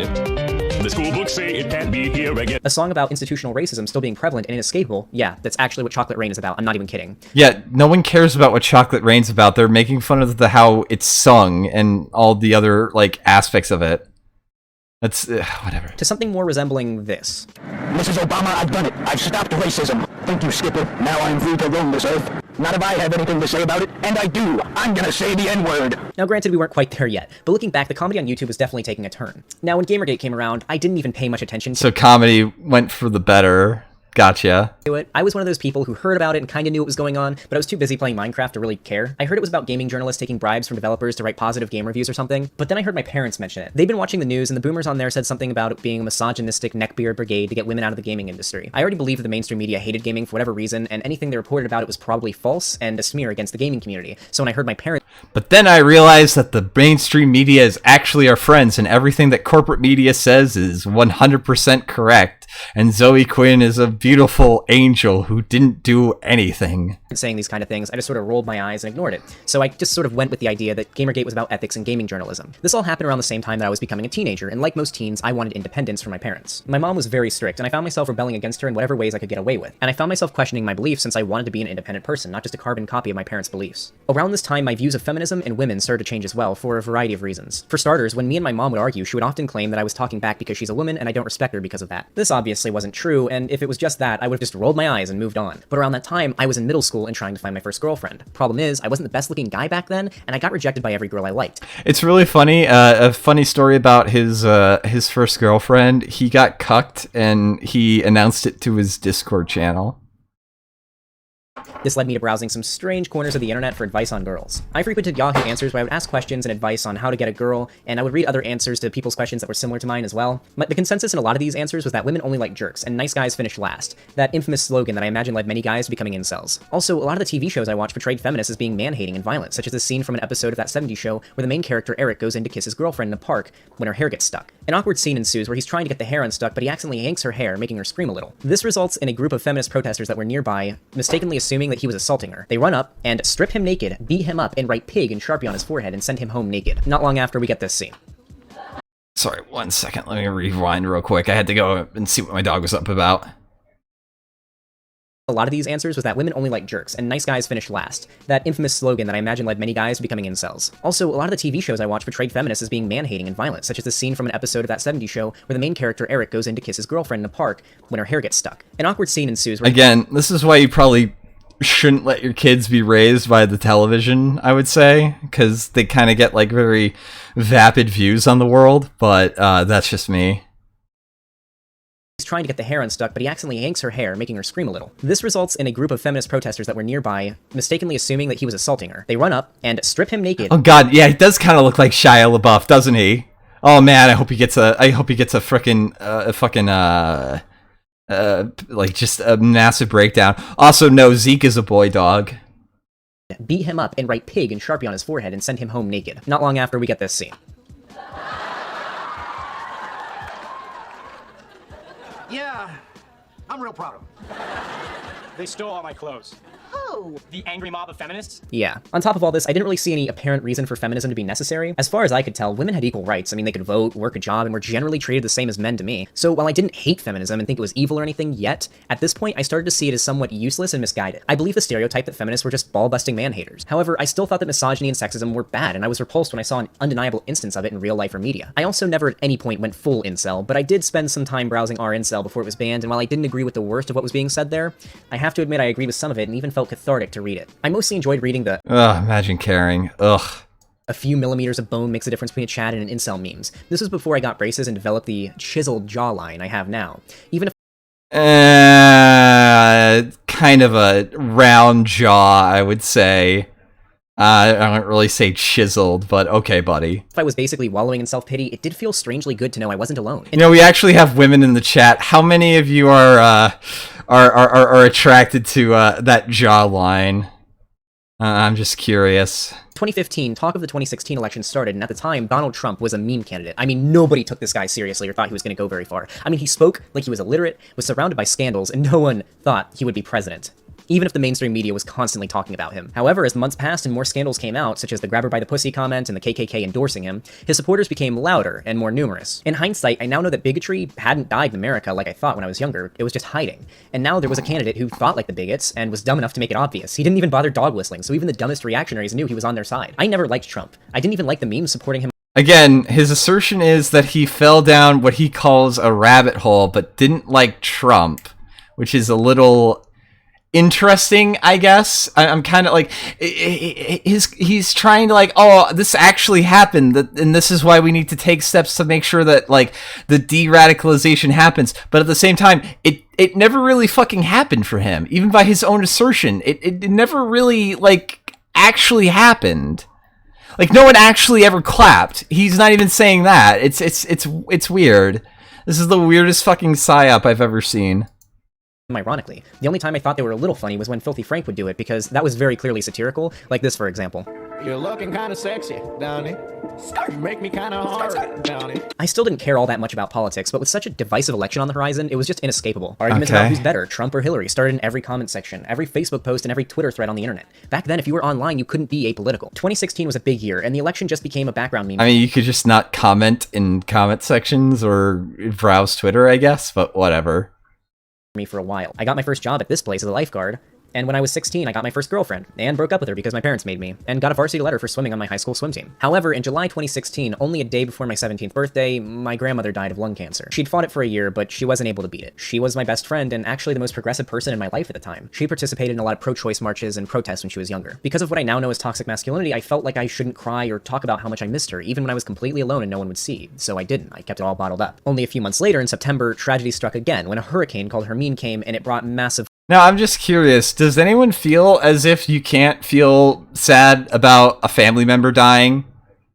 Like, I don't think that anyone ever says that. I'm so confused as to what he thinks people actually expect and believe. It's like, hey, you know what? Maybe you shouldn't cry because you lost at a baseball game or something like that. But like, hey, your grandmother died. You can't cry, pussy. I don't think anyone ever said that. I don't think anyone would ever say that. What the hell? Although people are spitting on his grandma. That's mean, chat. That's mean. That's mean.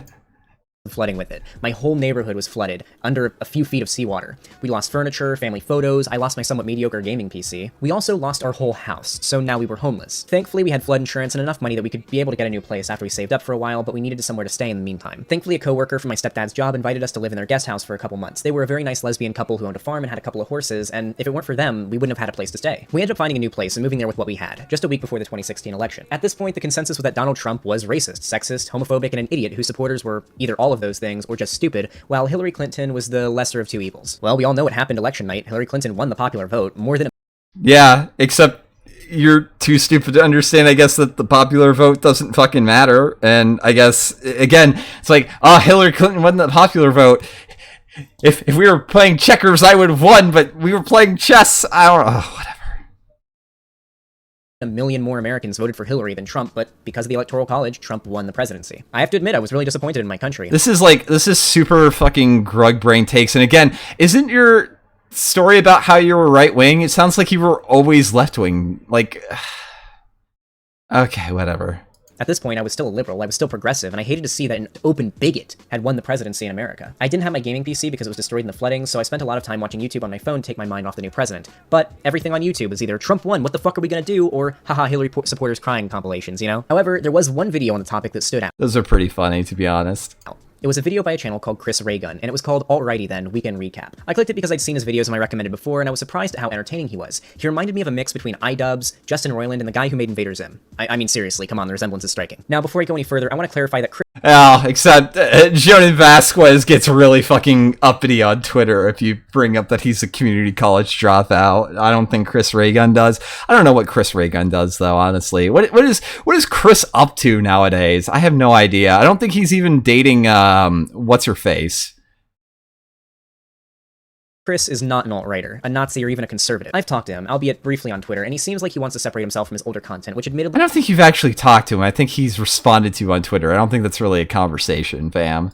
Had some really bad takes in it. In this very video, for example, he says that this clip of Richard Spencer Sieg Heiling and yelling "Hail Trump" is probably just trolling. To his credit, it's pretty obvious that Chris didn't know who the fuck Richard Spencer even was back then. I certainly didn't, and I don't think most left-leaning anti-SJWs did either. That doesn't make Chris or any of these other left-leaning anti-SJW YouTubers completely innocent of spreading harmful misinformation like this back then, but it is important to talk about why stuff like this happened. I think that a lot of it had to do with the mindset that everyone in the anti-SJW community had when it came to the alt-right and racism. They seemed to believe, much like I did, that racism and bigotry was basically dead in America. Sure, there were some individuals who held some very negative beliefs, but there wasn't any actual systemic, in the law, discrimination that was easily Yeah, it isn't in the law, dum-dum.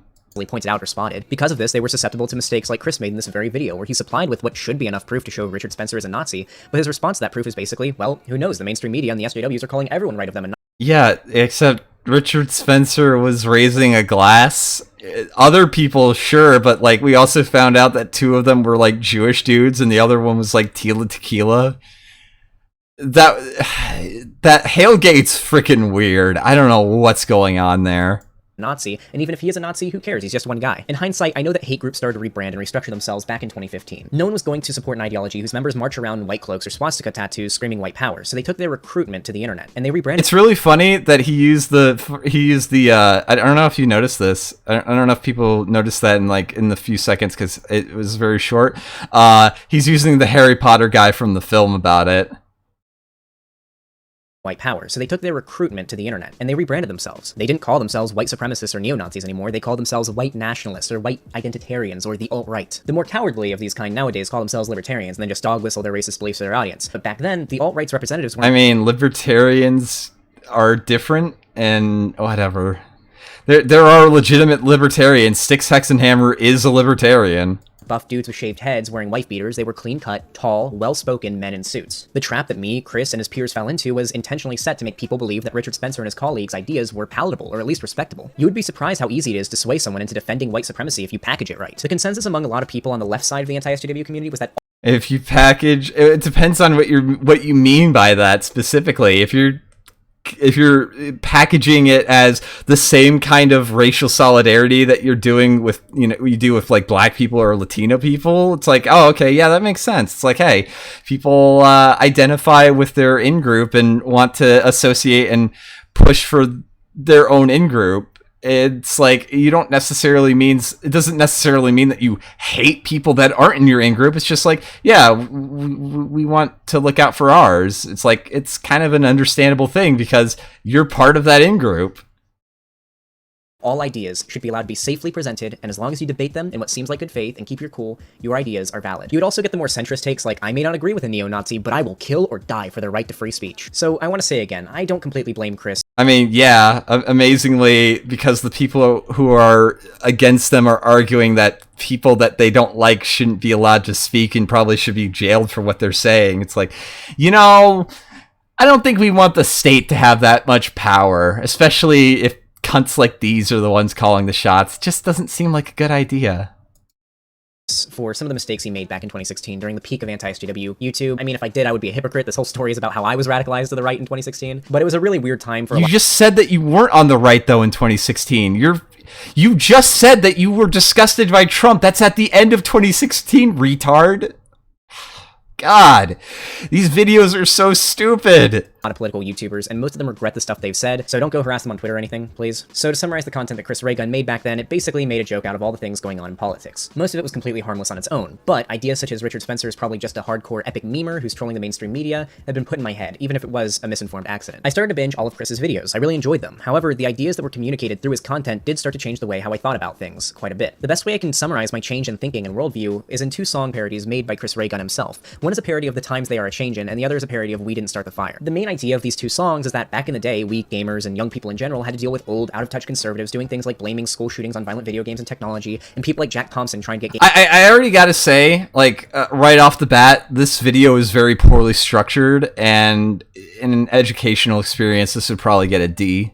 It's not very consistent. Games banned. However, in the latter halves of the songs, the tables are turned, and he starts to show clips of feminists and SJWs saying that video games cause sexism and violence against women. The implication of this is that back then, conservatives were the enemy of people like us, gamers, but now the SJWs and feminists were the ones that were out of touch and attacking the gaming community. As cringy as it may be, if you're a young straight white dude, chances are, if you want to take on a label and be part of a community, that label is going to be gamer. From there, the YouTube algorithm did what it does best. It recommended videos from similar creators. Again, I want a clear and concise definition from these people on what exactly they think an algorithm is, because I don't think that they're going to have a very satisfactory answer for it. Around this time, I also discovered Shu on Hit, who made some videos that she's admitted she doesn't agree with anymore, and after seeing all these examples of Shu is also very center Chris Ray Gun's very centrist too. Okay, whatever. Feminists and SJWs being crazy and stupid and even violent, I started to take on the label of anti-SJW, and even anti-feminist. Now, this doesn't mean I didn't support women's rights, I certainly thought I did. However, I said a lot of things like, I'm not a feminist, I'm egalitarian, I care about women's and men's rights. I remember one night I was staying up late watching a Shoe on Head video when she brought up a movie called The Red Pill. This was the first time ever encountering this term besides seeing The Matrix. I never watched the Red Pill movie itself, but I did watch June's cover of it, and it reinforced a lot of my beliefs and brought up a few new ones. For those of you who don't know, The Red Pill was a documentary made by a feminist named Cassie J, chronicling her experience interviewing several prominent men's rights activists and attending several MRA rallies. Cassie comes into this whole thing very skeptical of these MRAs, but as the documentary continues and she talks to them more, her opinions of these men changes, and she is pleasantly surprised by how nice they are. To her, they don't seem like women-hating pigs like she'd originally assumed. They list all sorts of issues men face that are oftentimes not talked about in the mainstream media. Things like men's suicide rates, injuries, and deaths in the workplace and homelessness. Not only that, but the rallies that Cassie attends only have a few dozen MRAs, and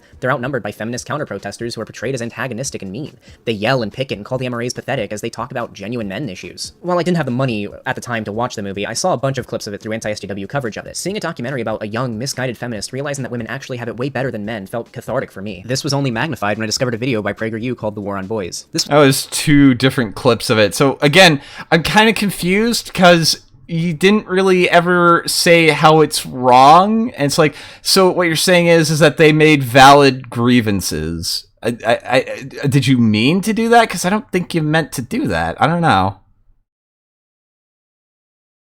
This was a video of a feminist by the name of Christina Hoff Summers, someone who I now know as a TERF, who'd have thought, explaining that boys are being targeted and put down in the school system. The combination of these videos made me feel oppressed. It may sound dumb, but as a straight white dude who's been told I was privileged my whole life, it felt good to have someone, a woman no less, explain to me that there's actually an agenda out to get me, most likely being perpetuated by feminism. I don't think this was the intention of Chris Ray Gun, Shoe on Head, or any of the other YouTubers in the more left-leaning part of the anti-SJW community, but regardless of intention... You haven't explained how the grievances that are brought up are wrong, though. Like, so if there is problems, that means that there are issues that people are facing. So why is it stupid to bring that up? That's such a fucking retarded assertion. Ugh.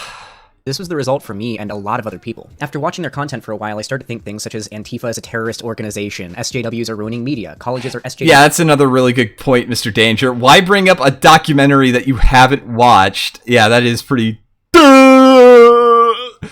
You hellholes where you will be assaulted just for being a straight white man. It wasn't like they were just telling me these things and I believed them. They showed videos of it happening too. For example, a video of a white dude with dreads being yelled at by a black woman in a lecture hall about why his hair is offensive. A video of an Antifa member bashing a guy in the back of the head with a bike lock. And I discovered Jordan Peterson through a video by Chris where he featured a clip of Peterson in an argument about pronouns with a student. Through a combination of shoutouts and collaborations and the YouTube algorithm recommending me videos with the same metadata as the ones I was already watching, I started getting into people who were... That's not what metadata means. It's not metadata, it's the tags that they're listed on, you fucking retard. Okay, whatever. were a bit more extreme, like Sargon of Akkad and Thunderfoot. To my credit, Sargon wasn't quite as pathetic as he is now. At the time, he was pretending to be a liberal and claimed he was on the left. As for Thunderfoot, he stopped doing the anti-SJW stuff a while ago, and he does cool science videos now that are actually quite good. Their content was definitely drier and a lot more boring than Shu or Chris or Armored Skeptic or The Amazing Atheist, but at this point, I was down for it as long as it had an anti-feminist slant. I believed at this point that feminism was out to get me, and not just as a straight white dude, but as a gamer. It was the anti-feminist stuff that pushed me down the pipeline the most, probably because that part started as far back as when I was 13 years old in arguments with my mom. She didn't make things any better in 2016 and 2017 either. One night I fell asleep watching an Amazing Atheist video about feminism on my phone, and she came into my room to check on me while I was sleeping. I woke up to my phone gone the next morning. I went to ask her if she'd seen it, and she began yelling at me, calling me a woman-hating misogynist. Apparently after the Amazing Atheist video ended, the YouTube autoplay eventually queued up some video of a feminist getting beat up or something like that. My mom was not happy, and she took my phone away and called me a woman-hating pig. This just pushed me further down the pipeline. By early 2017, I believe...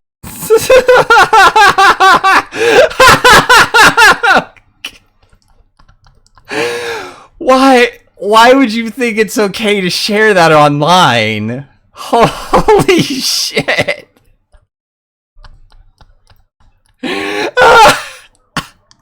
Believe that feminism was simply evil, and that they were out to destroy men as payback for the past or simply because they wanted supremacy of some kind. I binge-watched Sargon videos where he ranted about Gamergate and Anita Sarkeesian and Brianna Wu and the evils of feminism destroying Western culture. At the time, it didn't seem like baseless rants to me because he always had some BuzzFeed article about manspreading to use as an example, and that was all I needed to be convinced that these people were a real problem. I learned that not only were the SJWs and feminists after me, they were after my video games too. They called gamers misogynist neckbeard losers. They said that the option to kill a stripper in Hitman or Grand Theft Auto was sexist when it's literally just an option. They scammed their fans with GoFundMes asking for $100 grand for a YouTube series. They wanted to use a progressive agenda to inject gay people and women into video games and sacrifice the quality of the story or gameplay if that's what it takes. And you better believe I wasn't happy. I mean, to be fair, The Last of Us kind of sucks anyway, so like I don't know, I'm not too up in arms about it, because again, The Last of Us is like overly pretentious crap that wasn't really good to begin with.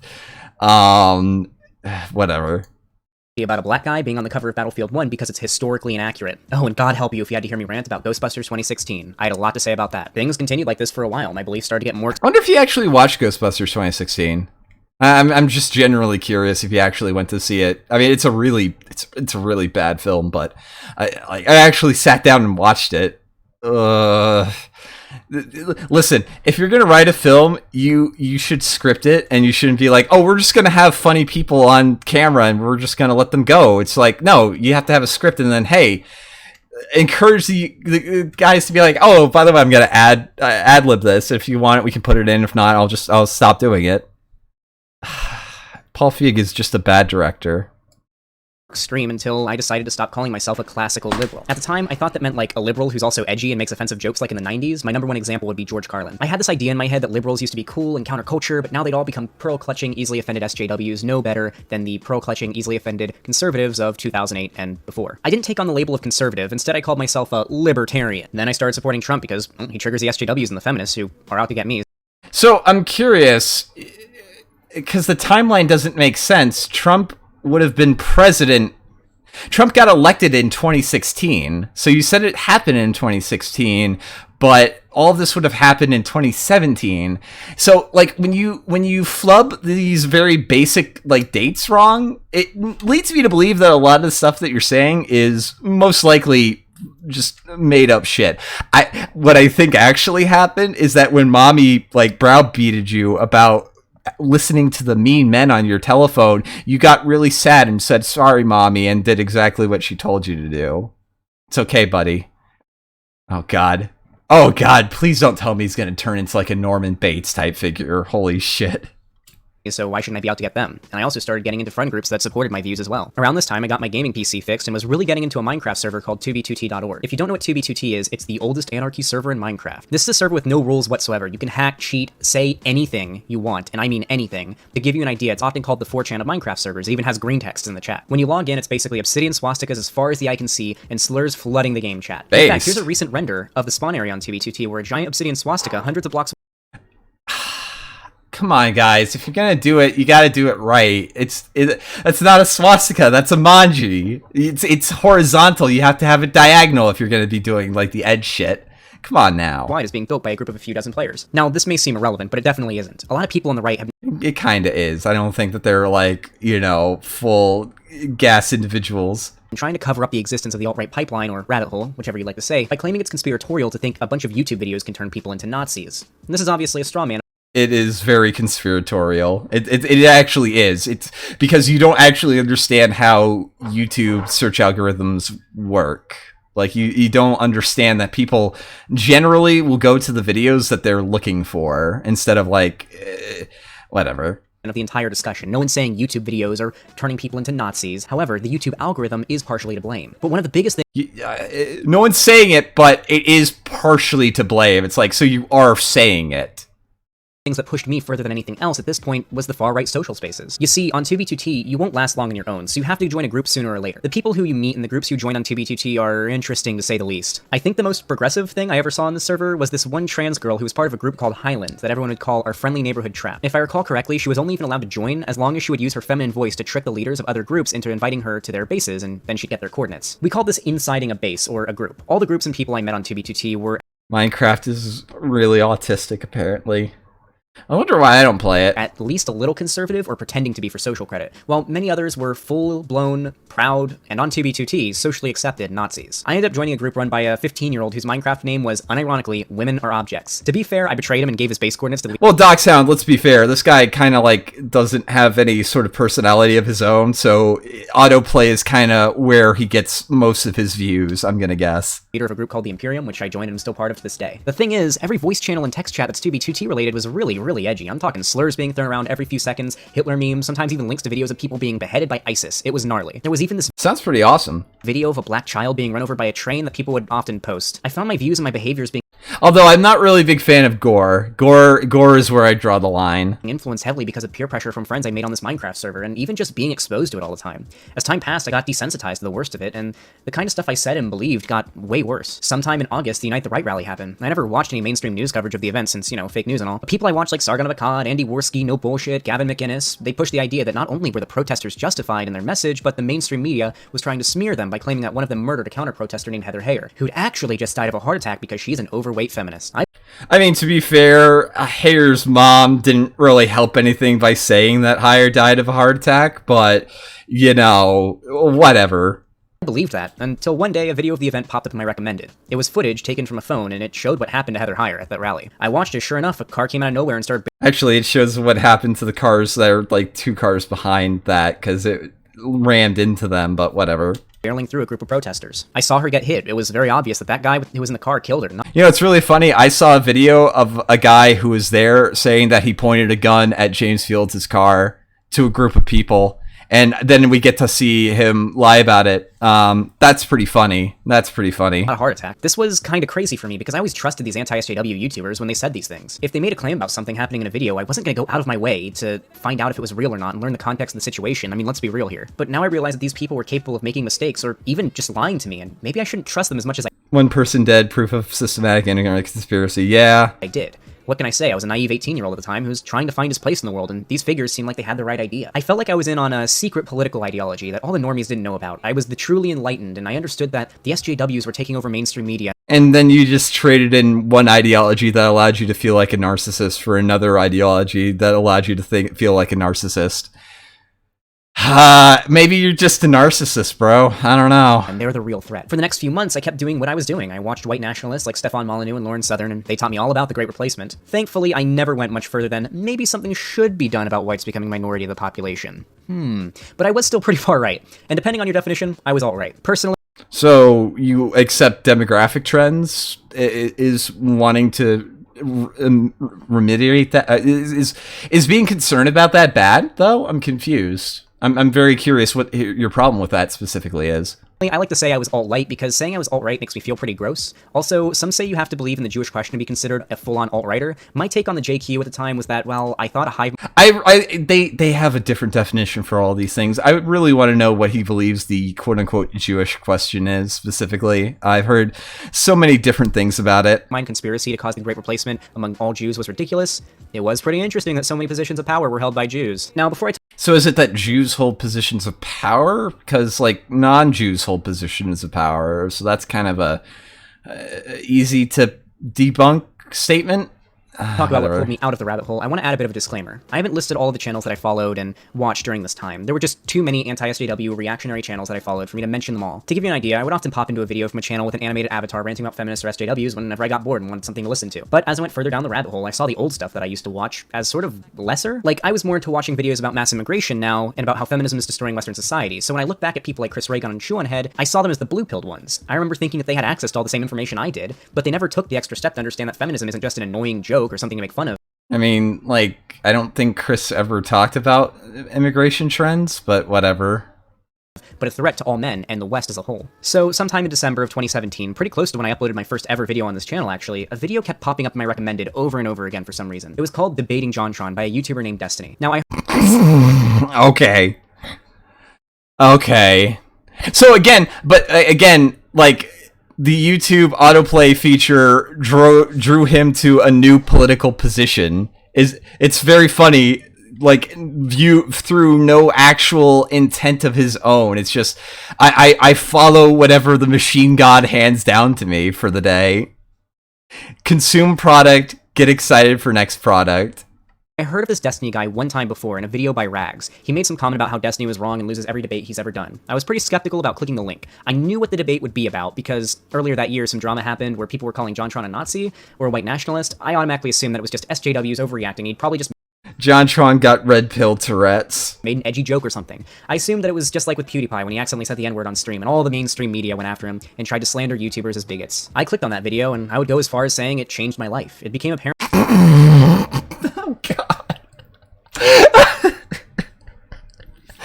Oh man. Imagine thinking that a Destiny video changed your life and not immediately necking yourself. Oh boy. Apparent very fast that JonTron was a white nationalist, or at the very least sympathetic to them. I didn't disagree with what he was saying at first, but I was upset that I'd been lied to by a lot of these YouTubers I followed and trusted. Again, they claimed that JonTron wasn't a white nationalist and that he was just edgy. And that was a lie, he clearly was. About halfway into the debate, JonTron's Iranian. I don't necessarily think that a lot of white nationalists consider him white. I don't know. Destiny started tearing JonTron apart. By the end of that video, I realized that those views just didn't hold any water. Really, what was wrong with whites becoming minority if I wonder if he's ever watched the Destiny versus Mr. Medicare video. evidence shows this would be a net gain to the economy? Also, the definition of white has changed a lot. 100 years ago, No, it really fucking hasn't. Irish people weren't even considered white.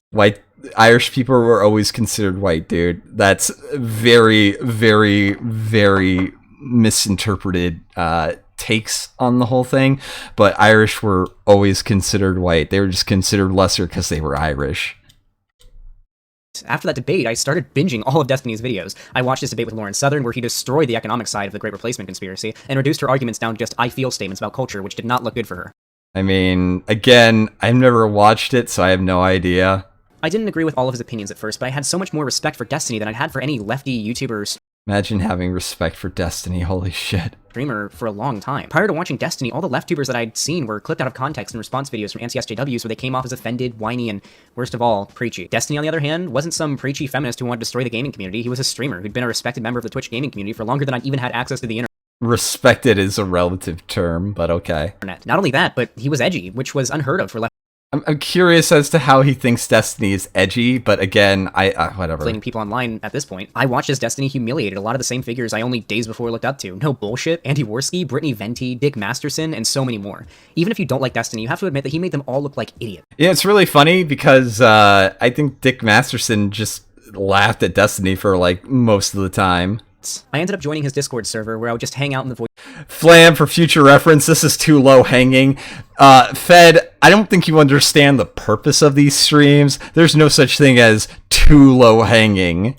Voice chat and listen to people debate, and occasionally I would debate as well. I remember spending whole nights in that voice channel having conversations and making some pretty Colonel Meme actually says something very relevant. It seems that Pig Puncher watched a lot of internet drama and then formed a story around himself inserted. Yeah, it does. He, again, like that... The YouTube robot handing him his political ideologies is like really telling and kind of funny. Good friends. The people in his server recommended me channels like Second Clancy, Zoda's Life, Ranting Feminist, Three Arrows, Sean and Jen, and I took a look. I like Second Clancy's videos the most at first, since he was a lefty, but he also took a more balanced approach to who we covered on his channel. One video he would make fun of some crazy SJW, and the next he would cover a crazy conservative. At this point, I hadn't even put much thought into what happened to me. I never considered the existence of an alt-right pipeline or anything like that. I assumed this was unique to me until I stumbled on a video by Sean called The Fate of the Frogmen. Watching that video was the first time I realized I wasn't alone on this. People had experienced the same rabbit hole as me, and Sean did a fantastic job explaining the psychology behind my mindset and others, and why this Sean got cucked, and Jen took the Twitch. Happened to me. I asked around Destiny's Discord for a while, and a lot of other people shared the same experience as I did. So I'd escaped the alt-right rabbit hole and was back to identifying as a liberal. Yeah, the thing is, though, Mr. Kid, too, quick red pill him. I don't really want people with such vapid ideologies as to, like, just immediately latch onto something and consider it the truth. I want them to kind of like come to their own realizations and maybe like realize that. But again, I'm not really trying to like get people into doing things. I just like making fun of retards on the internet. There's no like overarching political ideology. If you're a person on the left, you should believe in things on the left. If you're a person on the right, you should believe things on the right. It's like I don't really care. Just believe what you want to do. I'm so apathetic to what other people believe, honestly. But like I would want them to like come to it through self-introspection and not from just like watching YouTube videos on autoplay, because that's just really sad and kind of pathetic. I was even a bit further left than before, since I recognized that the anti-feminist and anti-SJW type content that I originally liked was kind of dumb and focused on attacking low-hanging fruit and making a straw man out of an ideology. I ended up deciding... Oh, speaking of low-hanging fruit... that I wasn't cut out for politics somewhere at the beginning of 2018 when I moved out of my parents' house and moved in with my uncle. Me and my uncle were roommates for a while, and I was in line to inherit the house we lived in, which was my grandma's, so we considered it my house as well. I spent the whole year of 2018 just trying to build my YouTube channel through gaming. I played. I wonder why he moved out of the house then, because apparently he lives in an apartment now. Although he might be lying because he thinks that he's like on Adam Waffen kill lists or something retarded like that. Fortnite and Minecraft and other games like that, and I made a lot of new friends, and eventually I hit 1,000 subscribers. And for yeah, exactly. ZXVO. I worship a statue of Flam. That's exactly why I don't want to happen. If you've ever talked to Destiny fans out in the wild, they have a weird like parasocial relationship with him, and I think that's just so creepy and pathetic. I think that like you should just want to like hang out and laugh at retards with me. You shouldn't hold me up as some fucking standard. That's so creepy. Please don't do that. a whole year, I didn't really put much thought into politics or even think about Destiny's community even. I didn't spend much time there. Up until this point, I never talked politics with any of the friends I made over that last year. It just never came up, and when it did, I didn't want to start any fights. However, one night, me and a friend, Mango, were playing some Fortnite. We started talking about what we listen to when we fall asleep since we both have tinnitus, and he said he listens to Game Grumps videos and JonTron while he falls asleep. At this point, it had already been about 10 months since I'd originally watched the Destiny and JonTron debate and gotten out of the alt-right rabbit hole, so I asked him if he knew about the controversy that happened with JonTron, and he said no. I tried to explain it to him, but either I did a bad job or he just didn't care, because the conversation didn't go anywhere. That night, I had a dream in which I watched the debate between JonTron and Destiny again, and then debated Mango. Oh, God. Imagine watching Destiny debates in your dreams. Ah, no. I dream about, like, well, you know, big-titted anime girls and shit like that. Normal shit, you know what I mean? And made him understand that JonTron isn't a cool dude. And then I woke up the next morning. JonTron is a very cool dude. I'm very happy that he's happily married now. And I felt this urge to watch a Destiny video again for the first time in almost a year. I don't know why, but that's when I realized that there were a lot more people who were watching this anti-SJW stuff that didn't even realize that this rabbit hole existed. Around this time, I also met Anna, who was the first... I'm very confused as to what he believes, because he's bringing up JonTron. JonTron doesn't do political videos whatsoever. He does, like... He does video game videos and, like, movie videos. First actual trans person I talked to, she explained a lot of stuff about gender dysphoria, transitioning, and just living as a trans person. A lot of information I've kept with me and used in debates against transphobes to this day. When the new year started, I decided that I wanted to dip my toes into politics on my YouTube channel, so I made a commentary video about some transphobic tweets that Notch, the creator of Minecraft, made. The reception on the video was very mixed. I quickly learned that most of my fans at the time were reactionaries who agreed with Notch and disliked the hell out of my video. I tried to make a few more gaming videos, but I couldn't help but think that maybe I should step into the political Notch is a good boy. Notch is a champ. I wish Notch would buy 4chan from Hiroyuki side of YouTube since it was so saturated with anti-SJW channels. I also just didn't feel comfortable with having an audience filled with so many bigots. But then, the day I put out my video on Notch, the Christchurch shooting happened. I read the shooter's manifesto and it was infested with memes, dog whistles, and references I picked up on my way down the rabbit hole as well. And after chatting with some people over in I don't know if he understands that Tarrant is making fun of him for buying into it full of cloth. I don't think he understands that. Destiny's Discord, I decided that I wasn't going to give up on politics. I was going to keep at it. I was inspired by YouTubers like ContraPoints, who not only taught me a lot about trans issues, but other topics in a way that was entertaining and educational. Claudia Brown cleared up a lot of lingering stereotypes and misconceptions about feminism. And educational.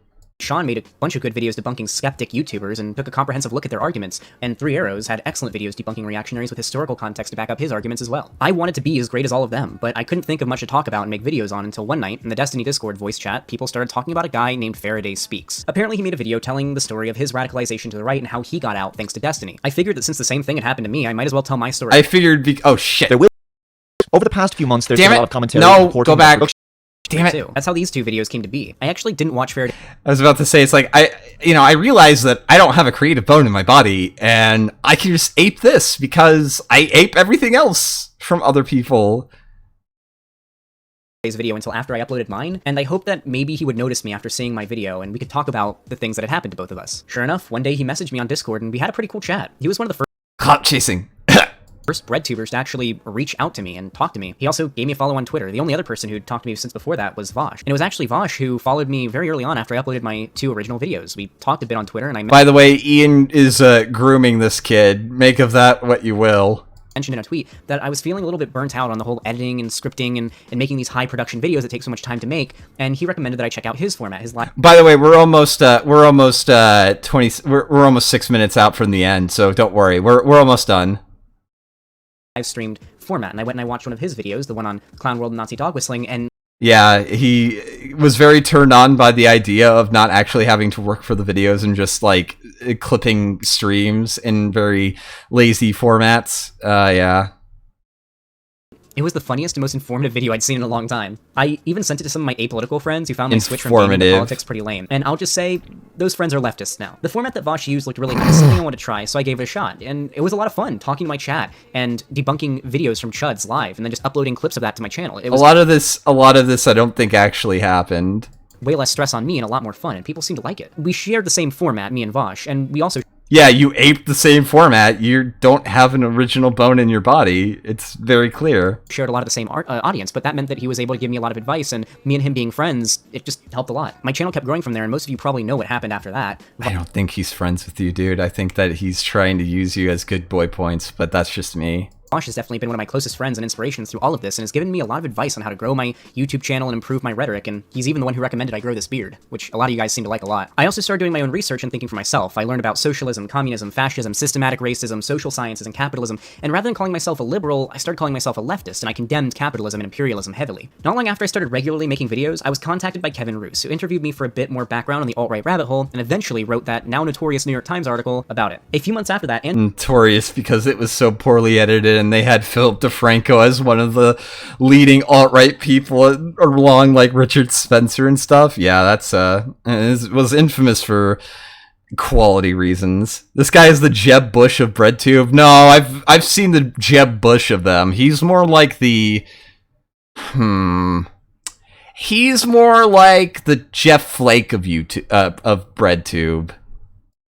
Andrew Limbong from NPR did a story where he interviewed 3 people to talk about far-right radicalization. Those 3 people were me, Destiny, and ContraPoints. It felt amazing to be seen by some people as on their level, I guess, but especially when my channel had less than 10,000 They don't know who you are, most likely, dude. I'm sorry to tell ya. Subscribers at the time. Through this YouTube channel, I've also talked to and befriended some YouTubers who I've been watching since I was only 15 years old. Me and Fratanga have a podcast. I debated Rags. Seanhead and I are pretty chill. ContraPoints, the queen of BreadTube, even followed my old Twitter before it got banned. And these last 8 months have been insane. Some criticisms that have been... These parasocial relationships that he's having is kind of creepy. It's like, oh my goodness, why? Sent my way usually add up to something like, oh, you went from one extreme to the other, congratulations, but I don't see that as unreasonable. Right now, we're seeing more young people moving to political extremes than ever. The way things are right now just isn't working out for most people, so young people especially are looking for further, more radical ideologies to cause actual change. This means that when they're just getting into politics, they're either going to look to fascism as the solution for their problems or leftism. It's all a matter. Although I'm kind of wondering, am I also a clout cuck because I kind of fell into being Ralph's co-host? Just kind of like on accident. Like I was a regular caller, and then like I just kind of got in and was never let out, I guess. Is that the same? I don't know. Of who gets to them first. Will it be a reactionary that tells them their economic problems are because of brown people immigrating to white countries and they can't get a girlfriend because of feminism? Or will it be a leftist that tells them their economic issues are caused by capitalists exploiting the working class and their dating problems stem from toxic masculinity and patriarchal expectations of men? Don't bring up the fact that the capitalist class is the one that is importing a shit ton of immigrants. Don't bring up that. Don't bring up that. That's a little weird. Yes, who cares? Exactly. I got gun. Okay, yeah. Shilminko. Ones who those young people find first. Now that I've told my story, I think it's important to talk about a solution to the problem of this alt-right pipeline or rabbit hole. As I said before, young straight white teens are the target audience for this kind of stuff. Of course, there are plenty of exceptions, but straight white gamer dudes are generally what they're aiming for, especially if they're having a hard time in life. In my experience, these young people don't become white nationalists because of an inherent deep down hatred for brown people. The figures they... Oh no, he got shit banned from Twitter because he's very undisciplined and tells people to kill themselves a lot because he's not very bright. Follow use seemingly pragmatic arguments to support their beliefs. For example, the 1350 stat. They claim that black people are a problem because statistically they commit more crime. While this stat may be very dishonestly presented, most people don't know better, and because the YouTube algorithm promoting reactionary content... I wonder what he means by dishonestly presented. They'll never hear otherwise if they aren't careful. I really think the solution to this problem is more breadtubers and more lefty videos. We need more people to do what we do. There just isn't enough of us right now. How many anti-SJW YouTube channels with furry rant-sonas that are animated can you think of off the top of your head? Probably more than there are breadtubers on this site.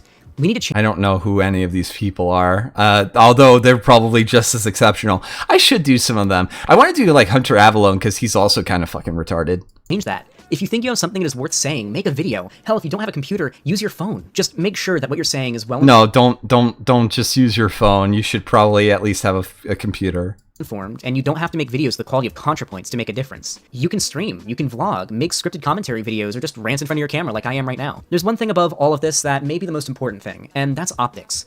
I know I'm not just speaking for myself when I say that the stereotype of an SJW is off-putting to most people. Don't let yourself fit into the mold of the straw man that reactionaries have made of us. I mean, I don't know, fam. You seem like a pretty ideologically flaccid individual, at least. Like, you don't seem to have original thoughts. You kind of aped two creators that were doing better than you and just kind of ran with it. And, like, even your own political beliefs just kind of got handed to you via,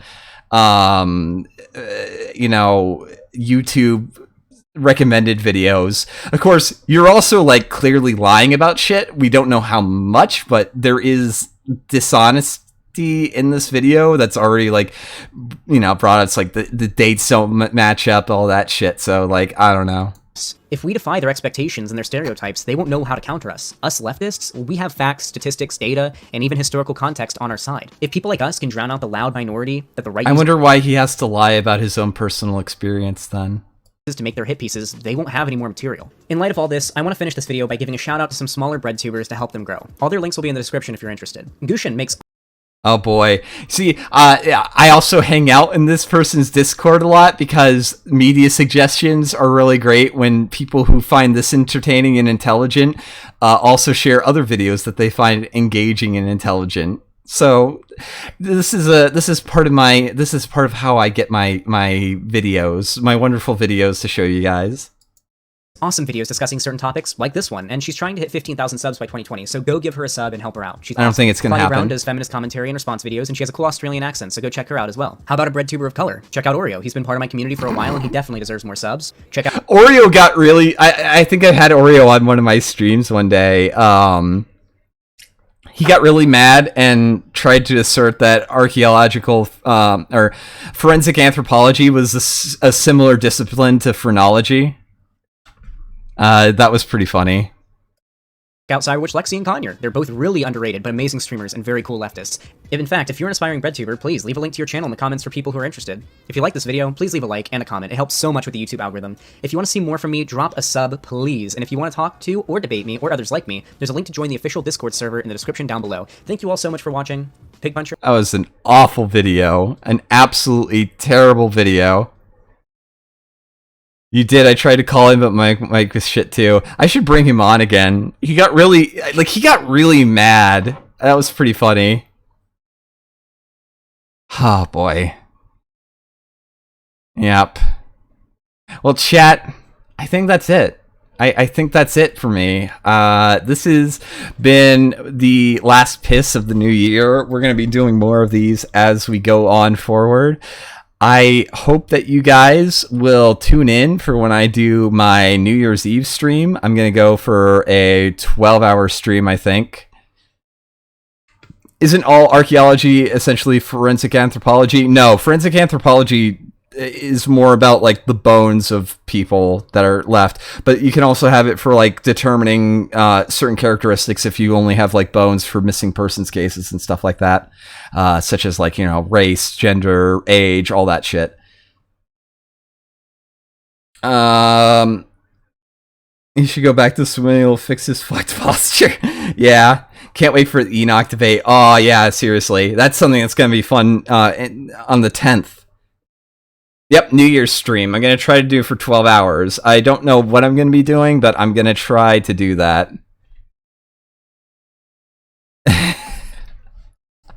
Yeah, fake news anchor, exactly. 55-hour stream flam, when? No.